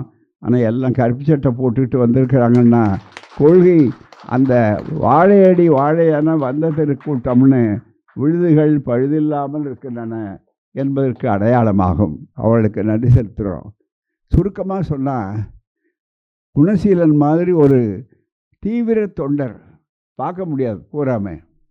ஆனால் அவர்கிட்ட நான் ஒன்று கூப்பிட்டு கண்டிப்பாக சொல்லுவேன், நான் ஒருத்தன்னா அவர்கிட்ட உரிமை எடுத்துக்கொள்வேன் பூராமே. என்ன குணசீலன், நான் மற்றவங்களுக்கு கட்டுப்பட மாட்டார். சரியான முன்கோபி அவர். சாதாரண இல்லை. ஏதாவது ஐயாவை பற்றி, இயக்கத்தை பற்றி, நம்ம பற்றி பேசிட்டா உடனே பாஞ்சிடுவார். பூரா அப்படியே பாஞ்சி யாரை வேணாலும் அது அவளை கவலைப்பட மாட்டார் என்னன்னாலும் மிகப்பெரிய அளவில். அது மட்டுமல்ல, அவருடைய பணி, அவர் ரயில்வேயில் ஊழியர். அந்த அந்த அவர் படித்து கடைசி இருந்தார். அந்த நிலையிலையும் அவர் பொறுப்பு ஏற்றுக்கொண்டிருந்தார். வடசென்னை தலைவர், செயலாளர், இப்படியெல்லாம் இருந்தார். அவர் மிசாவில் எங்களோட 1 வருஷம் இருந்தவர். மிசாவில் அவர் வந்தாருங்கிறத விட, மிசாவில் நாங்கள் ஒரு 12 பேர் திராவிட கழகத்துக்காரங்க சென்னையில் இருந்தவங்க பூராமே. அவரை சமாளித்தது சாதாரண விஷயம் இல்லை உள்ள. ஏன்னா எல்லார்ட்டையும் சண்டைக்கு போவார் வேகமாக. யாராவது இயக்கத்தை பற்றி உள்ளே இருக்கிற தோழர்கள் பேசினா கூட தன்னை உடனே நிதானப்படுத்தி, நான் சொல்லிட்டியோ ஆசிரியர் கூப்பிடுறாருன்னு சொல்லிட்டா பேசாமல் பொட்டி போடும்போதில் வந்து உட்காருவார் பூராமே. அப்படி ரொம்ப அளவிற்கு வரும், தீவிரமாக இருப்பார். அவருக்கு ஒரு பெரிய வசதி என்னென்னா, நான் கூட்டத்துக்கு போகிற மாதிரிலாம் சில ஊர்கள்லேருந்து ஒரு சலசலப்பு வரும். அது ஒரு தடவை அது மாதிரி ஒரு அனுபவம் ஏற்பட்டது. என்னன்னா, திருச்செந்தூருக்கு போனோம். முதல் முறையாக அங்கே திராவிட கழக கூட்டமே போட்டதில்லை. உடனே என்னை போட்ட உடனே அங்கேருந்து எனக்கு மொட்டை கடிதாசி, ஒரு பெரிய மொட்டை கடிதாசி வந்தது. என்னென்னா, திருச்செந்தூரில் நீ காலை வச்சு பேசிடுவியா, பேசினா என்னாகும், வெடிகுண்டு வீசுவோம் அப்படின்னு வந்தவுடனே அந்த கடிதத்தை அப்படியே விடுதலையில் போட்டு வெடிகுண்டு வீசி பார்க்கட்டும் அப்படின்ன உடனே நம்ம தோழர் கூட இருந்தாங்க, இதெல்லாம் பார்த்துக்கலாம் ஐயா, வெடிகுண்டு வீசினா நல்லது தானே, நல்ல காரியம் அப்படின்னு எடுத்து நான் போகிறதுக்கு பார்த்தா, இவர் என்ன பண்ணுறாருன்னா, தாம்பரம் தாண்டிச்சு திடீர்னு அதே ரயிலில் இவர் ஏறி இன்னொரு கம்பார்ட்மெண்ட்டில் ஏறி இருக்கார். ஏறி இங்கே வந்து எப்படி பார்த்தார், வந்திருக்காருன்னு. ஐயா இங்கே வந்தேன். இல்லை அது எப்படி கடிதம் வந்தது, நீங்கள் தனியாக போனால் விட்டுருவோமா, நாங்கள் தனியாக போகலையா, மக்கள் இருப்பாங்க அங்கே அப்படின்னு வெடிக்கா சொன்ன உடனே, அது மாதிரி இன்னொரு வசதி, அங்கே எங்கே போனாலும் குணசீலம் வருவார், போராட்டத்துக்கும் வருவார், ஊருக்கு கூட்டத்துக்கும் வருவார். அவருக்கு இன்னொரு வசதி, ரயில்வே பாஸ் எடுத்துடுவார். அது வந்து டிக்கெட் வாங்க வேண்டிய அவசியம் இல்லை, ரொம்ப குறைச்சலான கட்டணம் தான். அதனால் ரயில்வே பாஸ் எடுத்துடுவார். அதே மாதிரி மிகப்பெரிய அளவுக்கு வருவார். இன்னும் பல முறை போராட்டத்தில், விசா மட்டுமல்ல எல்லா போராட்டத்துலேயும் நமக்கு வருவார். அதே மாதிரி தங்கமணி பார்த்திங்கன்னா, குணசீலன் அவர்கள் மறைந்த பிற்பாடு கூட தங்கமணி அதே மாதிரி வருவார். ஒவ்வொரு நாளும் என்னுடைய பிறந்த நாள், விடுதலை பிறந்த நாள், ஐயா பிறந்த நாள், இப்படி ஏதாவது ஒன்று சாக்க சொல்லிவிட்டு ஒரு பெரிய சாக்லேட்டு கேக்கை ஒன்று கொண்டு வந்துடுவார். ஏன் இவ்வளவு சாப்பிட்டா மனுஷனுக்கு சர்க்கரை எவ்வளோ ஆகும் என்ன? இல்லை இல்லை நீங்கள் வச்சுங்க அப்படின்னா. அதே பாணியில் தங்கமணி வந்தாலும் என்ன பண்ணுவாங்கன்னா, என்னை முதல்ல கொண்டு வந்து டேபிளில் அதை வச்சுட்டு தான் பேசுவாங்க. நான் சண்டை போடுவேன், ஏம்மா இதெல்லாம் வாங்குறீங்க, அதை சும்மா வந்து பார்க்க வேண்டியதானே அப்படின்னு. எல்லா இயக்கத்தும் போவாங்க. இன்றைக்கி பிள்ளைகள்லாம் நல்ல அளவுக்கு அவர் அந்த கொள்கையில் இருக்கணும். வில்லிவாக்கம் தான் ஒரு காலத்தில் நம்ம கோட்டையாக இருந்த பகுதி. வில்லிவாக்கம் தான் ஐயா கண்ணு மேஸ்திரின்னு ஆரம்பித்தா வெள்ளாளத்தில் ஒரு பெரிய பட்டியல் இருக்குது. அவங்க ஐயா தியாகராஜன் ஆனாலும், அவருடைய துணைவியார் ஆனாலும், அதே மாதிரி குணசீலன் அவர்கள் ஆனாலும், எல்லாம் அவங்க ஒன்றுக்கு ஒன்று சொந்தக்காரங்களாக இருந்தால் கூட எல்லா கட்சியை விட அதிகமாக இருந்தார். எல்லாமே வயசானவங்க. அந்த இளைஞர்கள்லாம் இன்றைக்கி இல்லை. வில்லிவாக்கத்தில் தான் ஜாதி ஒழிப்பு மாநாடு ஒரு காலத்தில் பெருசாக நடத்துறது. இப்படி ஒரு வரலாறு உண்டு. அது நேரம் இல்லை, சொல்ல வேண்டியதில்லை. ஆகவே அவர்களுக்கு அன்றைக்கி அவர்களுடைய நினைவு தவறிய காரணத்தினால கடைசி நேரத்தில் போய் பார்க்குறதுக்கும் பிள்ளைகளே சொன்னாங்க, தோழிகள் சொன்னாங்க. பார்த்தா அவங்களால அங்கேயே பண்ண முடியாது, ரொம்ப கஷ்டம்னு சொன்னாங்க. நம்ம துயரத்தோடு இருந்தோம். அந்த செய்தி வந்த அன்னைக்கு கூட நாங்கள் அதிக நேரம் அங்கே இருக்க முடியல. காரணம் என்னென்னா, அன்றைக்கி தான் தேர்தல் கவுண்டிங், அதை ஓட்டு எண்ணிக்கை நாள், மே 4ஆம் தேதின்னு நினைக்கிற போகாமல் அந்த இருக்குது. ஆகவே அந்த நாளில் நாங்கள் எல்லோரும் அவசர அவசரமாக போயிட்டு திரும்பி வந்துட்டோம். நடத்துகிறோம்னு நினச்சோம். பல சூழ்நிலைகள் தவிர இன்றைக்கி அந்த ஆளுக்கு வந்திருக்கு. அது ஒரு பெரிய நிகழ்ச்சி. அடுத்து நண்பர்களே, பன்னீர்செல்வம் அவருடைய சிறப்பு பற்றி சொன்னார். விடுதலைக்காகவே பன்னீர்செல்வம் தஞ்சாவூரில் கோர்ட்டில் வாதாடினார். நீடாமங்கலத்தில் காங்கிரஸ்காரங்க தான் வழக்கு போட்டாங்க. காங்கிரஸ் இன்றைக்கி தான் கோளாறு பண்ணுதுன்னு நினைக்காதீங்க. அதனுடைய வரலாறு நீண்ட வரலாறு. அது அதோட கூட பிறந்தது. அது சுபாவத்தை மாற்ற முடியாது. அதுதான் மிக முக்கியம். அதனால் அது இல்லை, அது மாதிரி ஏதோ பயன்படுத்த வேண்டிய நேரத்தில் பயன்படுத்திட்டோம், அவ்வளோதான் தவிர அதில் மிகப்பெரிய அளவுக்கு வந்தார்கள். அப்போ என்ன நடந்ததுன்னா, காங்கிரஸ் மாநாடு நடந்தது நீடாமங்கலத்தில். அப்போ 1937 அந்த காலகட்டம். நம்ம குழந்தைகள் வரலாறு தான் சொல்கிறேன். அதான் நம்ம பல பேர் பிறந்திருக்க மாட்டோம். எங்களை மாதிரி இருக்கிறவங்க 3 வயசு 4 வயசு குழந்தையாக இருக்கிற காலகட்டம். அப்போ அந்த மாநாட்டில் என்னாச்சு, எல்லாருக்கும் விருந்து, மதிய சாப்பாடு உண்டு, விருந்து உண்டு, சமபந்தி போஜனம்லாம் இப்போ சொல்கிறேன். இப்போ அதுக்கப்புறம் விருந்து தனியாக வச்சுருந்தான். வச்ச உடனே 2 பேர் என்ன பண்ணிட்டாங்க, 2 ஆதி திராவிட தோழர்கள், ஜாதியை குறிக்கிறதுக்கு சொல்கிறார் வாழ்த்தோம், ஆனால் நடந்ததுக்காக சொல்கிறோம். அவங்க காங்கிரஸ்காரங்க தான். அவங்களும் போய் உட்காந்துட்டாங்க. 2 பேரும் உட்கார்ந்த உடனே அங்கே பரிமாறின ஐயர் பார்த்துட்டார். அங்கே மிகப்பெரிய அளவுக்கு அங்கே இன்னொரு உயர் ஜாதிகன்னு தன்னை நினச்சிக்கிட்டு இருக்கிறவங்கலாம் இருக்காங்க. வந்த உடனே 2 பேரையும் எப்படி நீங்கள் இந்த பந்தியில் உட்காரலாம் அப்படின்னு போட்டு சாப்பிட்லான்னு சொல்லி அவங்கள வெளியேற்றுனதோடு இல்லை, அவனை அடித்து சட்டையை கிழித்து, அப்புறம் ஊரில் கழுத மேலே, அந்த காலத்தில் இப்படி சொல்லுவாங்க, கரும்புள்ளி செம்புள்ளி குத்தி கழுத மேலே ஊர்வலம்னு, அதை அப்படியே நடத்தி காட்டினாங்க. இதை கண்டித்த ஒரே நாளேடு விடுதலை, கண்டித்த பத்திரிக்கை குடியரசு. கடுமையாக உடனே இந்த மாதிரி அவங்க குடியரசு மேலே வழக்கு போட்டாங்க. அந்த வழக்குக்கு பன்னீர்செல்வம் ஆஜராகி வெற்றிகரமாக ஆக்கினார். பிறகு முதல்ல கீழ்கோர்ட்டில் அது சரியாக வரல, அதுக்கு அடுத்து வந்தார், தஞ்சை நகரசபை தலைவராக இருந்தார். அது மட்டுமல்ல, மிராஸ்தார், இந்த மன்னர் நிதின்னு அந்த காலத்து மன்னர் நிதியில் கல்லூரி நடந்தது திருவையாறில். அந்த கல்லூரியில் எல்லாம் சமஸ்கிருதம் தான் சொல்லி கொடுத்தானே தவிர தமிழுக்கு இடம் இல்லை, நம்ம பிள்ளைகளுக்கும் அங்கே இடம் இல்லை. இதுக்கு போராடி வெற்றி பெற்றதில் பெருந்துணையாக இருந்தவர் பன்னீர்செல்வம் அவர்கள். அதனால் திராவிட தளபதி இந்திய எதிர்ப்பில் அவர் பேசுனதை பற்றி சொன்னார்கள். எதிர்க்கட்சியில் அவர் தான் ராஜகோபாலாச்சாரியாருக்கு எதிர்க்கட்சியாக இருந்தார் மிக முக்கியமாக. அப்படிப்பட்ட ஒரு பெரிய வீரர், விமானத்தில் பெரிய பெருமை, பெரிய விருந்து கொடுக்குறாங்க, அவர் லண்டன் மெம்பராக போகிறாருன்னு. பெரியார் மகிழ்ச்சியோடு இருக்கார். அங்கேருந்து போகும்போது ஓமான் கடலில் விமானம் விழுந்து விபத்து ஏற்பட்டு அவர் வரல. இதுதான் பழைய வரலாறு மிக முக்கியமாக. அப்போ ஐயா அந்த ஒரு தலையங்கம் எழுதுகிறார். அந்த தலையங்கத்தில் என்ன எழுதுகிறார், இன்றைக்கும் அவருடைய கருத்து எவ்வளவு என்று சொன்னால் அதில் எழுதுகிறார், சொல்கிறாரு, எனக்கு முன்னால் இது மாதிரி துயரங்கள் வர்றது உண்டு, எனக்கு ஏற்பட்டிருக்கோம். நாங்கள் எங்கள் அண்ணார் பையன் ஒருத்தர் லண்டனில் படிக்க வச்சோம்.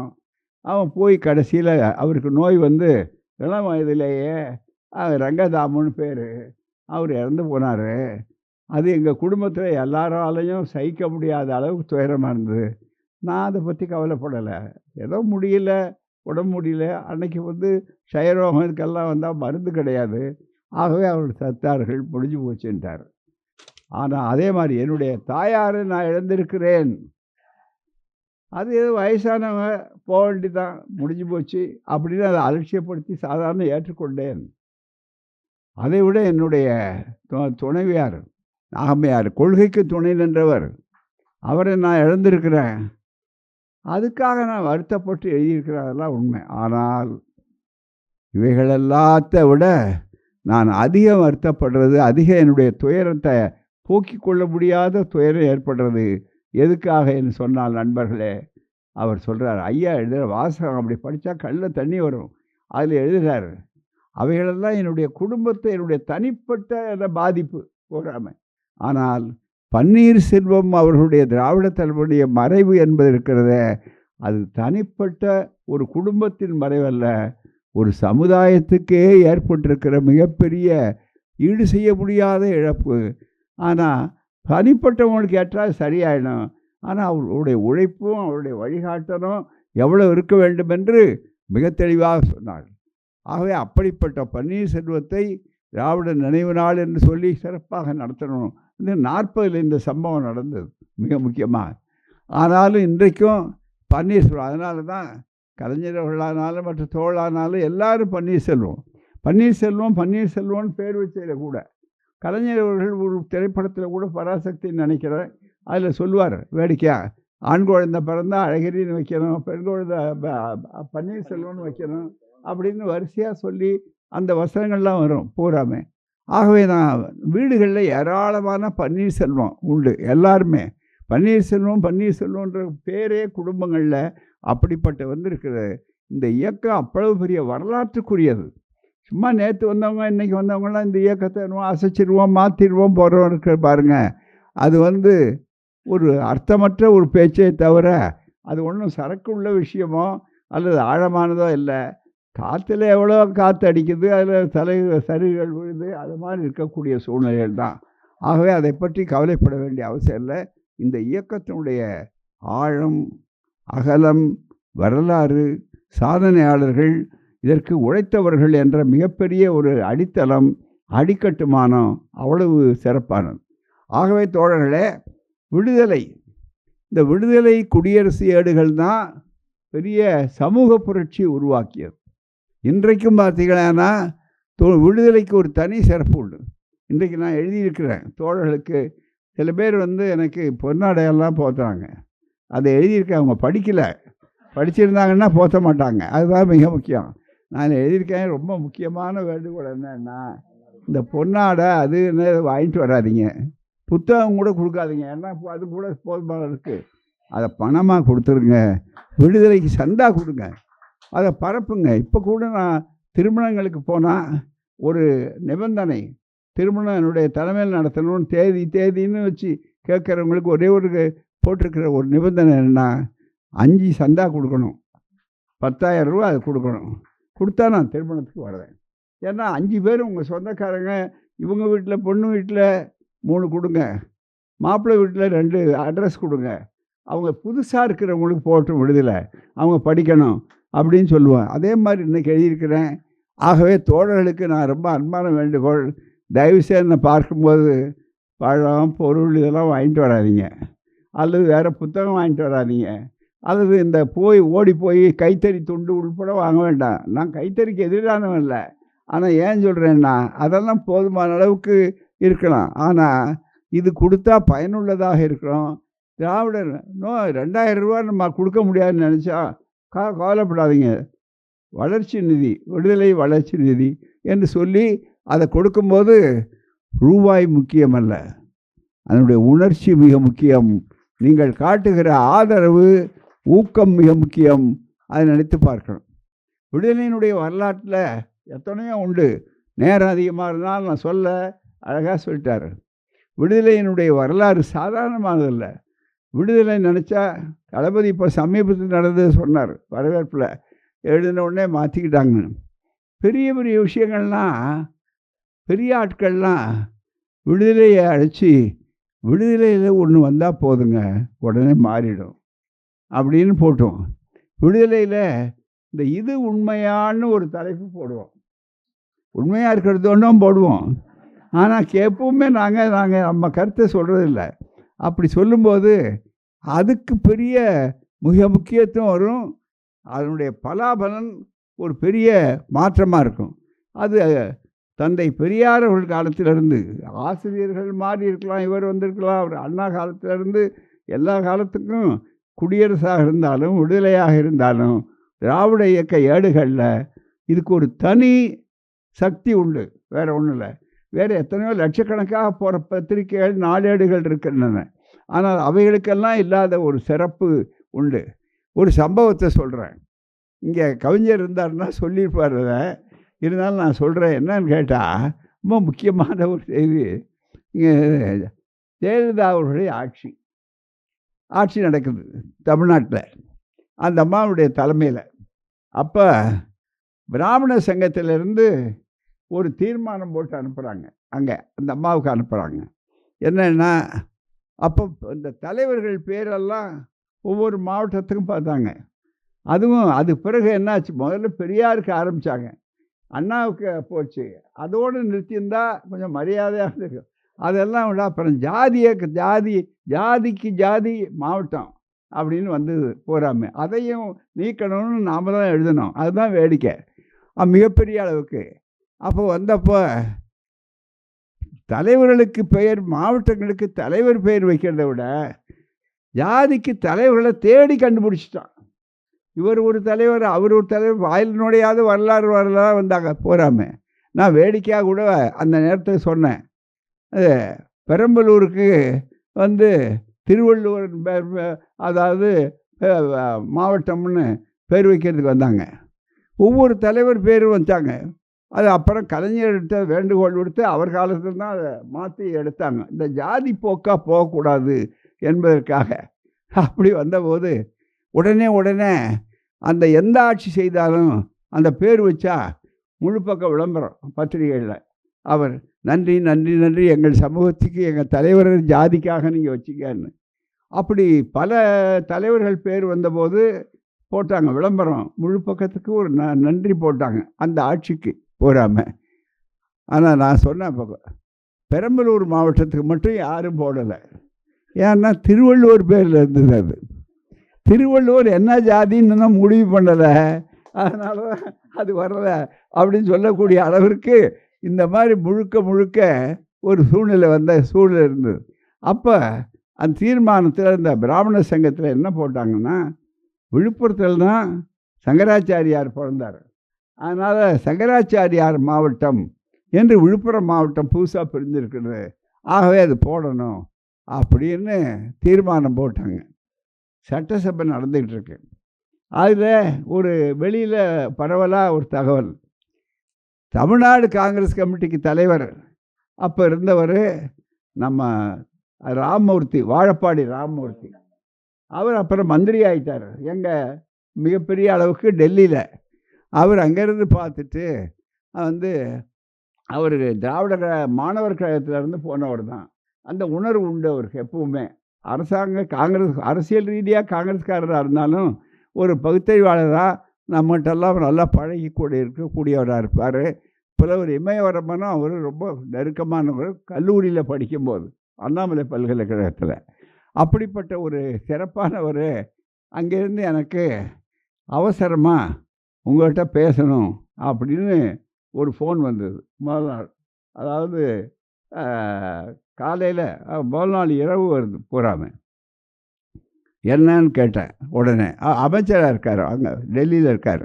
உடனே இல்லை, இந்த மாதிரி ஒரு செய்தி முக்கியமான செய்தி சொல்லியிருக்கேன், ஒரு குறிப்பிட்ட நண்பர் பேரை சொல்லி அவர் நேரில் உங்களை பார்ப்பார், அதை நீங்கள் பார்த்துக்குங்க, உங்கள்கிட்ட சொல்லிட்டா நீங்கள் என்ன செய்வீங்கன்னு தெரியும் எனக்கு, அதனால் நீங்கள் வேறு 2 வார்த்தை தான் சொன்னார், அதனால் அந்த நண்பர் உங்களை சந்திப்பார் கொஞ்சம் நேரத்தில் அப்படின்னாரு. நேரம் கொடுங்க அவருக்கு.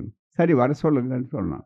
அந்த நண்பர் வந்தார். அவர் தீசு கிள்ளிவளவன்னு அவர் இப்போ எல்லாம் காங்கிரஸ்காரர் அந்த நண்பர் தான். இப்போ வந்து சொல்கிறதுல எல்லா செய்தியும் உண்மையை சொல்லும்போது ரகசியம் என்ன இருக்குது, அது முடிஞ்சு போன விஷயம். அதனால் உடனே அவர் வந்தார்.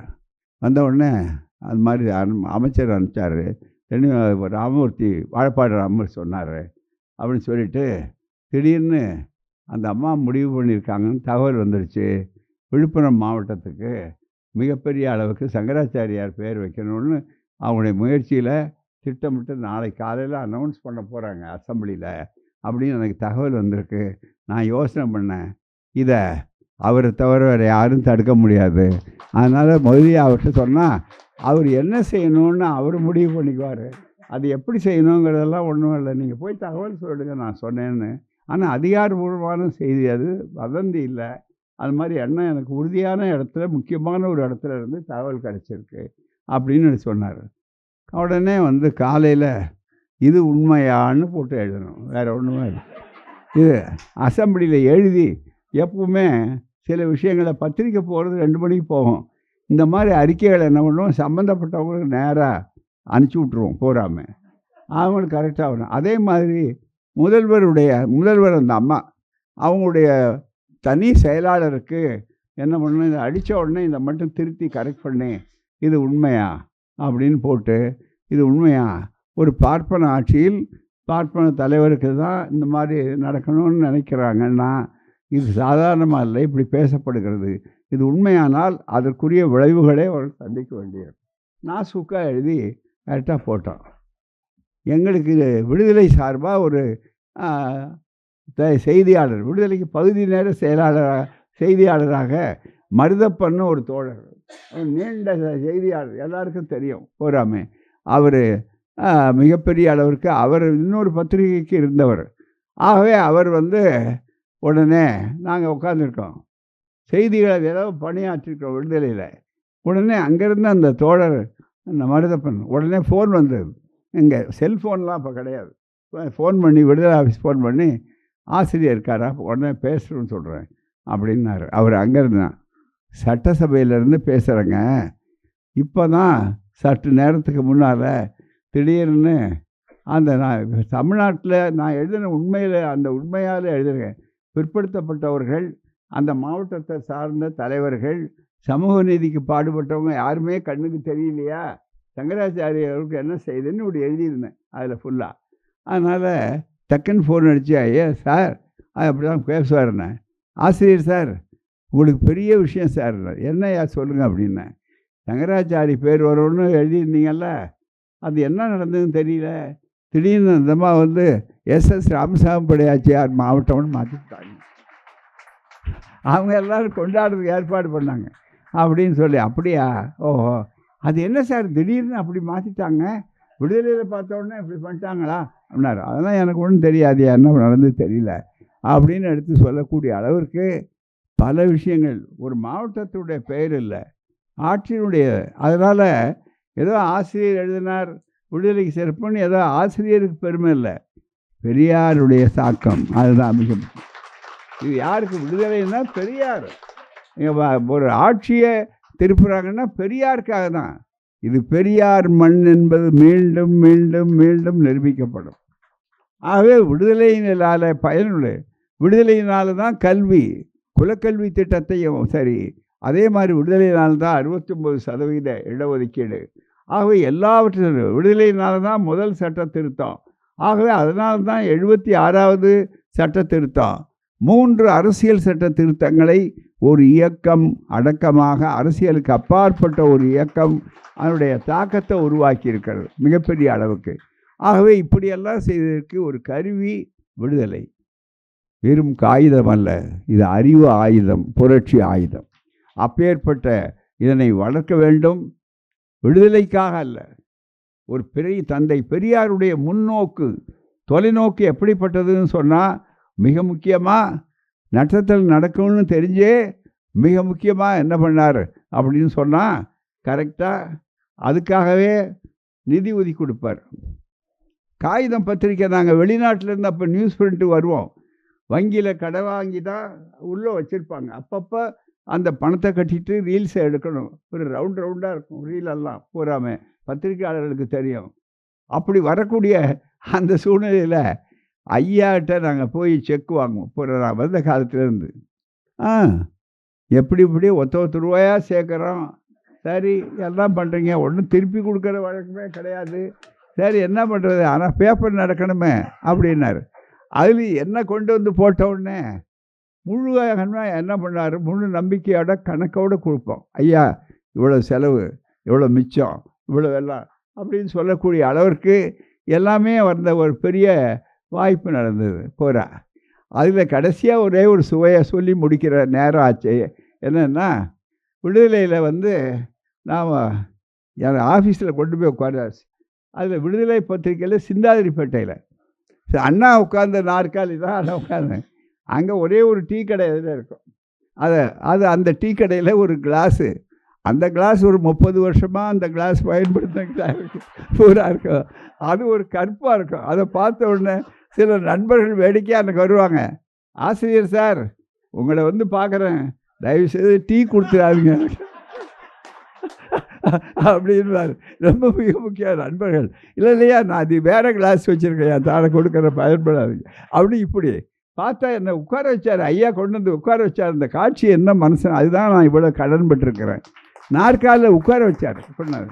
அதில் உட்கார வச்சப்போ பார்த்தீங்கன்னா அது பழைய நாற்காலி, ஒரு கை இருக்காது. மிக முக்கியமாக எல்லாம் கள்ளி போட்டியில் தான் இருக்கும் டேபிளில். அதில் தான் ஐயாவே உட்காந்து எழுதுவார். அதனால் அங்கே வந்து உட்காந்து எழுதுவார். மிக முக்கியமாக அப்படி போட்டு ஒரு சிக்கனம், எல்லாம் எளிமை, இது அத்தனையும் எல்லாம் வந்துட்டு இருந்தப்போ அதான் இங்கே வந்து கட்டடத்தை வாங்கினோம். கட்டடம் வாங்கின உடனே பெருசாக பார்த்தேன். எவ்வளோ 30 வருஷமாக 15 ரூபாயில் ஆரம்பித்து அது ஒரு செட்டியாக இருந்து, அது தேவக்கோட்டைக்காரருக்கு இடம், அந்த குடோனு. அண்ணா காலத்திலேருந்து எல்லாமே, அண்ணா காலம் ஈரோடு, அதுக்கப்புறம் குருசாமி அவர்கள் மற்றது இவங்க எல்லோரும் வரிசையாக வந்து, பொன்னம்பலனார் வரிசையாக வந்து, அது பெரிய இப்படி திடல் மாதிரி இருக்கும். உள்ளே போனீங்கன்னா உட்காந்து ஒரே ஒரு அறை, யாருக்கும் இந்த தடுப்பு கிடுப்பு அதெல்லாம் கிடையாது. எல்லாம் ஐயா உட்காந்தா கூட அந்த மெஷின் ஒன்று எல்லாமே பெரிய ஃபீடர் மிஷின்னு சொல்லக்கூடியது எல்லாம் ஏலம் எடுத்து ஐயா சொன்னார். அவர் காலத்தில் முதல்ல வெளிநாட்டு எந்திரத்தை வரவழைச்சு இங்கே தான் 420ன்னு சொல்லக்கூடியது, ஜெர்மன் 420ன்னு ஒரு சங்கத்தை இறக்கி வாங்கினேன். 1 லட்ச ரூபா. அப்போ அதுக்கு ஐயாக்கிட்ட அனுமதி வாங்கிறதுக்கு ரொம்ப கஷ்டம். ஒரு வங்கி மேலாளர் ஐயாவுக்கு ரொம்ப வேண்டியவர், அவரை விட்டு பேசினோம். பேசி நாங்கள் நேராக சொல்லாத அனுமதிக்க மாட்டாருன்னு சொல்லிவிட்டு அவங்க வேணும்னா போனோடனே அவர் சொன்னார். அது நண்பர் நமசிவாயம்னு பேர், மிகப்பெரிய அளவுக்கு. அவர்கிட்ட ஐயா ரொம்ப அன்பாக இருப்பார். அப்படி சொல்லி, ஐயா இந்த விடுதலை இதெல்லாம் இருக்குது, ரொம்ப எழுத்தெல்லாம் இதாக இருக்குது அப்படின்னு. கலைஞர் கூட வேடிக்கையாக சொல்லுவார், ஏன் புதுசாக இருக்கணும், நம்ம தான் தேய்ச்சி போடுவோமே, இவர் பேரை மாற்றி போடலாம், படம் தெரியாது, யார் படம் போட்டால் என்னான்னு இந்த வேடிக்கையாக தமாஷா சொல்லுவார். அப்படி மிகப்பெரிய அளவில் இப்போ ஒரு மெஷின் வாங்கணும். ஐயா அது இப்போ சிறப்பாக வந்திருக்கு. அனுமதி கொடுக்க, அப்போல்லாம் இறக்குமதி அனுமதி கிடையாது. வாங்கியிருக்கலாம், நானே கடன் கொடுக்குறேன், அவங்க வாங்கட்டும், திருப்பி மெதுவாக கொஞ்சம் நீங்கள் கட்டலாம், வட்டி கம்மியாக கொடுக்குறோம் அப்படின்னு சொன்னார். ஐயா வந்து மருத்துவமனையில் இருந்தப்போ கூட அதை கேட்டு அனுமதி வாங்கியாச்சு. அங்கே 1 லட்ச ரூபா தாங்க. அந்த காலத்தில் இன்றைக்கி 1 லட்ச ரூபா சாதாரணம்.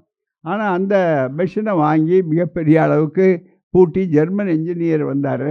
ஃபஸ்ட்டு டைமும் அழகாக அடித்த உடனே முதல்வர் கலைஞர், போக அந்த தகவல் தொடர்பு அமைச்சர் வந்து NV நடராஜன், சட்ட அமைச்சர் நம்முடைய மாதவன், இவங்க எல்லோரும் சேர்த்து அழைச்சி இதே திடலில் பழைய ராதா மன்றத்தில் தான் மிகப்பெரிய அளவுக்கு கொஞ்சம் அந்த ஃபங்க்ஷன் வந்து சிறப்பாக நடந்தது. அதில் தான் சொன்னார் கலைஞர், ரொம்ப உருக்கமாக பேசினார்.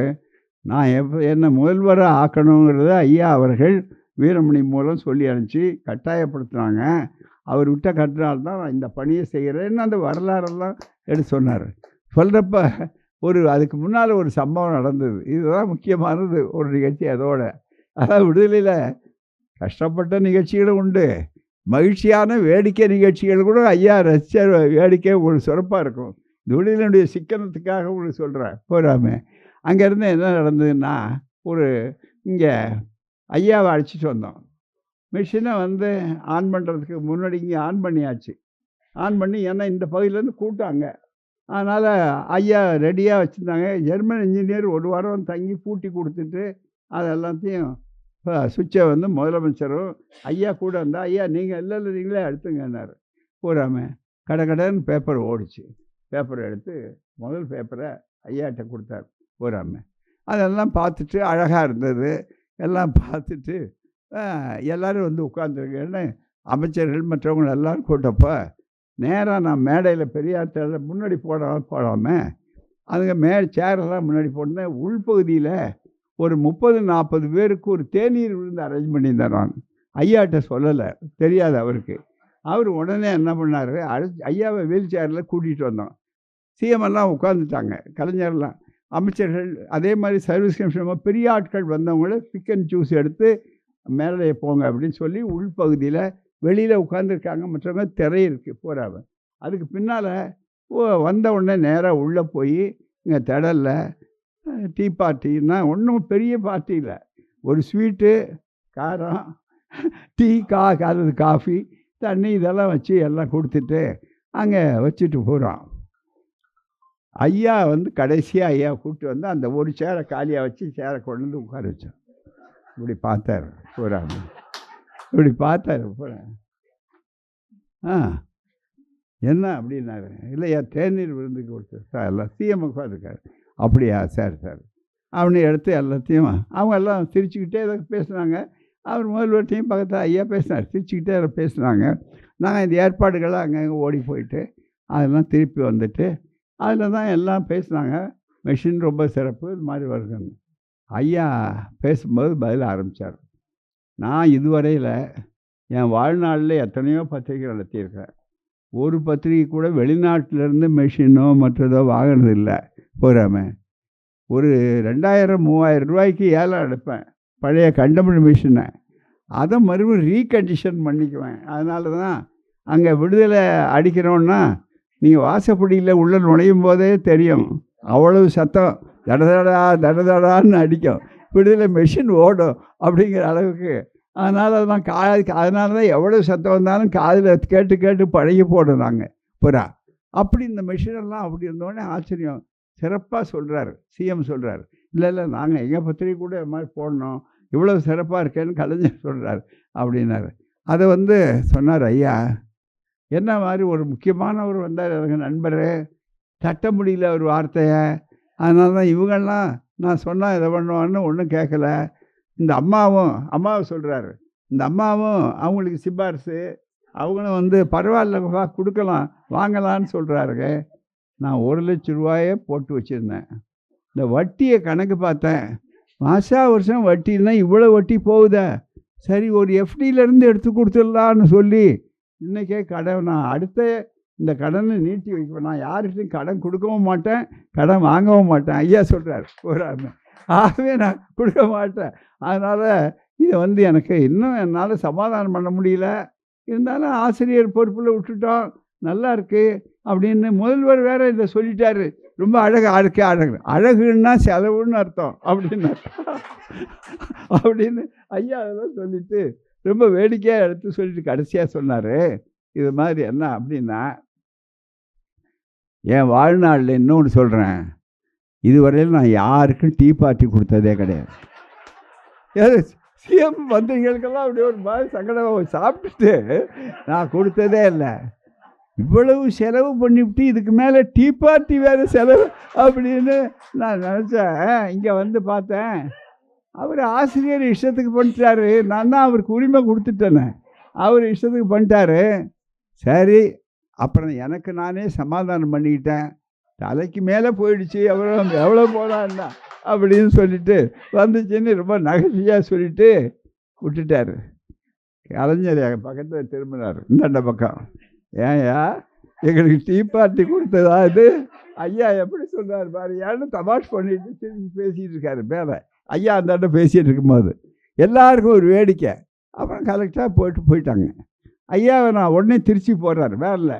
அப்போ எனக்கு கார் கிடையாது பண்ணுறதில்ல, ஏன்னா வீட்டில் அடையாறில் கொண்டு வந்து இறக்கி விட்டுட்டு ரோட்லேயே இறக்கி விட்டுட்டு தான் நான் வீட்டுக்கு போயிடுவேன்.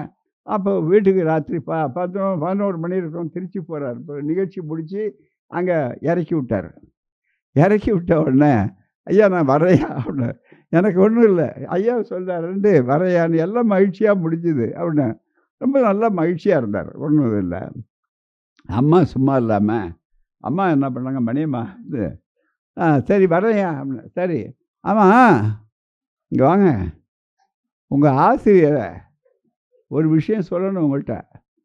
உங்கள் ஆசிரியரை பற்றி சொன்னீங்களே, ரொம்ப தாராளமாக டீ பார்ட்டி கொடுத்துட்டாரு. உங்கள் அம்மா சொல்கிறாங்க, என் வண்டியில் 4-5 பேர் தான் இருக்கோம் போகிறாம. ஆமாம், பெருசாக டீ பார்ட்டி கொடுத்துட்டார், பெரிய செலவு பண்ணாருன்னு சொன்னீங்களே, அது ரகசியம் தெரியுமா உங்களுக்கு அப்படின்னாரு. என்னார் ஐயா, முதல் நாள் இங்கே ஒரு வழக்கறிஞர் நண்பருக்கு குழந்தைக்கு பேர் சூட்டுற பேர் இருந்தது. அது முதல் நாள் சாயந்தரம்.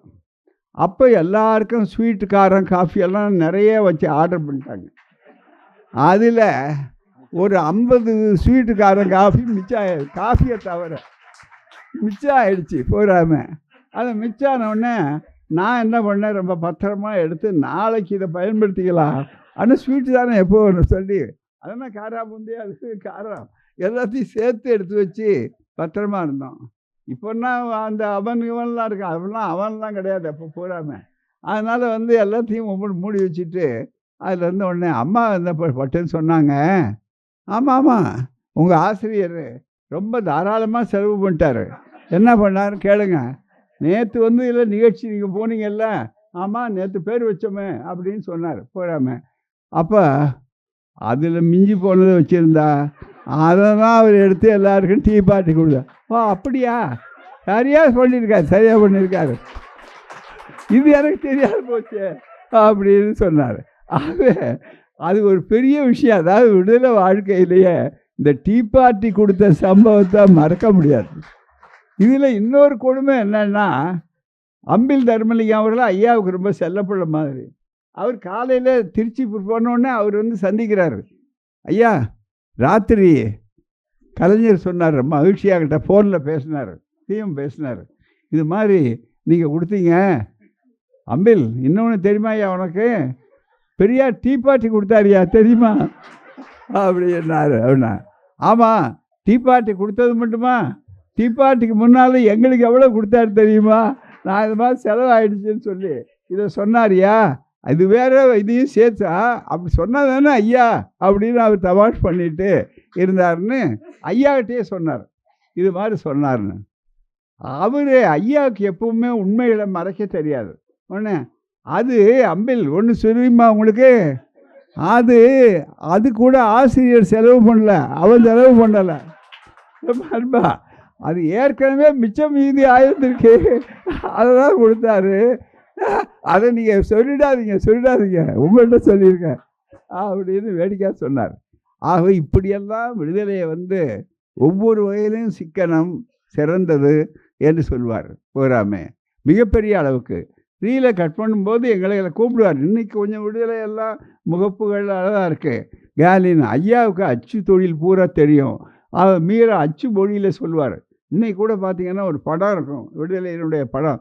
ஐயா முழுமையாக அதில் திருத்துற மாதிரி ஒரு படம் இருக்கும் போகாமல். இன்றைக்கி படம் போட்டிருப்போம். விடுதலையில் கட்டில் சென்னையில் உட்காந்துருக்கும்போது அந்த படத்தில் இந்த படம் தான். சாதாரணமாக தேனே உள்ளே இருக்கும்போது கட் செட்டெல்லாம் வீட்டில் இருக்கார் கட்டில் மேலே. இது அச்சு தொழில் தெரிஞ்சவங்களுக்கு தெரியும், பத்திரிக்கை கேலின்னு பேர் இருக்குது போகாமல். அவர் எழுதுனது அவரே திருத்துவார், அதுதான் மிக முக்கியம். அவரே கைப்பற்றி எழுதுவார். இப்படி எழுதி கரெக்டாக அது சரியாக இருக்கான்னு பார்த்துட்டு பக்கத்தில் இருந்து கழுத்து கொடுப்பார். ஆகவே அவருக்கு எல்லா விதமான நுணுக்கங்களும் தெரியும். கூப்பிடுவார். கூப்பிட்டு முதல்ல நான் பதவிக்கு பொறுப்புக்கு வந்த உடனே கூப்பிட்டார் கொஞ்ச நாள். ஏன்பா இவ்வளவு தலைப்பில் இவ்வளோ போடணுமா, இதுக்கு பதிலாக இன்னொரு நியூஸ் போடலாம்ல, அதுக்கு பதிலாக ஏன் கொட்டை எழுத்தில் போடுறீங்க, நம்மால் சின்ன எழுத்தாக இருந்தாலும் படிக்க தவற மாட்டாங்க விடுதலையில், அதனால் இதெல்லாம் குறைச்சி போடுங்க இல்லையா. ஆஃபீஸர் ஃபோன் பண்ண கூப்பிடுனார். கூப்பிட்டா இல்லையா இந்த கெட்டப்பெல்லாம் கொஞ்சம் அழகாக இருக்கணும். அழகெல்லாம் வேண்டாம்யா, கருத்து தான் நமக்கு போய் சேரணும், அதனால் அப்படின்னு அவ்வளவு பெரிய போராட்டம். இப்படி வளர்ந்து பல வளர்ச்சிகளுக்கு இடையில் வந்த சூழ்நிலையில் தான் இன்றைக்கி விடுதலை இந்த அளவுக்கு உலகளாவிய அளவுக்கு இன்றைக்கி போகுது. சில பேர் நினைக்கலாம் இங்கே சர்க்குலேஷன் கம்மி, ஒவ்வொரு தோழரும் வாங்கிறது கம்மி. ஆனால் பிடிஎஃப்னு சொல்கிறதுக்கு பாருங்கள், ஃபோனு வசதிகள் இது அத்தனையும் ஒவ்வொரு தோழரும் அவங்கவுங்க தனியாக 200 பேர் 300 பேர்னு தனியாக வச்சுருக்குறாங்க. அது ஏராளமாக போகுது. ஆகவே தான் விடுதலையை விடுதலைக்காக இல்லை, நம்முடைய கெடுதலையை போக்குவது விடுதலை தான். அதை நன்றாக நினைத்து பார்க்கணும். ஆகவே விடுதலையினுடைய கருத்துக்கள் ரொம்ப ஆழமான கருத்துக்கள். விடுதலை ஒரு அற்புதமான அறிவு பாசறை, அந்த தொழிற்சாலை, அதை பயன்படுத்த வேண்டும் என்பது தான் அதனுடைய தத்துவம். ஆகவே விடுதலை வளர்க்க வேண்டும். நிச்சயமாக அதனுடைய 100ஆண்டில் எல்லோர் கையிலும் விடுதலை இருக்க வேண்டும் என்ற நிலை இருந்தால் இருக்காது. இப்போ ஏற்பட்டிருக்கிற மாறுதல் எப்படிப்பட்டது என்பதை பற்றியெல்லாம் சொன்னார் சகோதரர் திருமாவளவன் அவர்கள். என்ன காரணம்? ஊடகங்கள் ஒரு பெரிய அளவுக்கு யாரை எளிய மலையாக்குறாங்க, சிங்கம் போல காட்டுறாங்க. அதே மாதிரி இப்படியெல்லாம் இருக்கும்போது மிகப்பெரிய ஒரு மாறுதல் வரணும்னா உண்மையை சொல்லக்கூடிய ஏற்பாடு வந்திருக்கிறது. அண்மை காலத்தில் வருத்தத்தோடு சொல்ல வேண்டிய ஒரு விஷயம் என்னன்னு கேட்டால், முதல்ல தவறான தகவல்கள் திட்டமிட்டு விஞ்ஞானபூர்வமாக பரப்பப்படுகிறது. அதுக்கு தான் இத்தனை பேர் இன்ஸ்டாகிராமு அது இதுன்னு எல்லாம் மிகப்பெரிய அளவுக்கு அதனுடைய விளைவு ஆபத்து இல்லை. அதனால தான் வகுப்பில் சொல்லணும், தகவல் தெரிந்து கொள்ளணும். இளைஞர்கள் மற்ற தோழர்கள் விடுதலை மூலம் மட்டுமல்ல மற்ற இடங்கள்லையும் பரப்ப வேண்டிய செய்தின்னா, ஒரு தகவலை முந்தையெல்லாம் தவறான தகவல் இருந்தால் ஒரு பிரசுரிச்சா கூட தவறுக்கு வருந்துகிறோம்னு போடுவாங்க. இப்போ அப்படி கிடையாது. 2 வார்த்தை அதை மட்டும் சொல்லி முடிக்கிறேன். மிஸ்இன்ஃபர்மேஷன் ஒரு வார்த்தை தகவல் கொடுக்கும்போது, இன்னொரு வார்த்தை என்னென்னா டிஸ்இன்ஃபர்மேஷன். இந்த ரெண்டுக்கும் என்ன வேறுபாடுன்னா, ஒன்றுக்கு ஒன்று இன்டர்சேஞ்சபிள் வேர்டு இல்லை, அதை மாற்றி வைக்கலான்னு. மிஸ்இன்ஃபர்மேஷனுங்கிற தவறான தகவலை தவறாக எதிர்பாராமல் வர்றது அந்த தவறு. ஆனால் டிஸ்இன்ஃபர்மேஷன் என்று இருக்க டெலிபரேட்லி வாண்டன்லி திட்டமிட்டே திரும்பிவாதத்தோட தவறான தகவலை தெரிஞ்சுக்கிட்டே பரப்புறது. அது இப்போ இருக்கிற அறிவியல் கருவி. இப்போ எவ்வளவுக்கு எவ்வளோ அறிவியல் வளர்ந்து பாராட்ட வேண்டியது. அதனுடைய மறுபக்க விளைவுகள் இருக்கு பாருங்க, அதையும் நாம் அவ்வப்போது கண்டிக்க வேண்டிய செய்திகள் இருக்கின்றன. ஆகவே தான் விடுதலை போன்ற ஏழைகளுக்கு சிறப்பு இருக்கிறது. நிறைய பதிலுரைகளை எழுத வேண்டி இருக்கிறது, ஆதாரங்கள் இருக்குது. ஆகவே தான் தோழர்களே, தாய்மார்களே, நண்பர்களே, இதுவரையில் விடுதலை ஆதரவாளர்களாக இருக்கிறவர்கள் உலகம் பூரா இருக்கிறாங்க. எனவே தான் விடுதலையினுடைய வளர்ச்சி என்பது ஒரு தனி மனிதனுடைய ஒரு வியாபாரம் அல்ல, வணிகம் அல்ல. இது ஒரு அறிவு பெருக்கு, ஒரு பெரிய எதிர்நீச்சல். அந்த எதிர்நீச்சல் எமர்ஜென்சி நேரத்தில் பெரியார்னு எழுதக்கூடாதுன்னு ஆரியம் முடிச்சவர் பெரியார்னு எழுதினாங்க. கலைஞர் அதனால தான் கத்திரிக்காய் வெண்டைக்காய் நல்லதுன்னு ஒரு எழுதி அவர்கள் மிகப்பெரிய அளவுக்கு ஒரு போராட்டம் நடத்துகிறார். அன்னை மணியம்மையார் அவர்கள் சொன்னார், ஒவ்வொரு நாளும் பெரியார் வளர்த்த ஏட்டில் தந்தை பெரியார்னு போடக்கூடாது. அதே மாதிரி சங்கராச்சாரியாரை சாதாரண போடக்கூடாது, இப்போ மிகப்பெரிய அளவு போடணும்னு சொல்லி அன்னை மணியம்மையார், நான் ஒப்புக்கொள்ள மாட்டேன், பத்திரிக்கை எங்கள் பத்திரிக்கை, அது நாங்கள் எப்படி போடுவோமோ அப்படி தான் போடுவோம் என்று உறுதி சொன்னார்கள். ஆகவே தான் இது அடித்திருக்கிற எதிர்நீச்சல் சாதனைகளை விட அதிகமானது. எனவே தான் விடுதலை வாழ்ந்தால் எவரே வீழ்வர், விடுதலை வீழ்ந்தால் எவரே வாழ்வர். வாழ்க விடுதலை. நன்றி, வணக்கம்.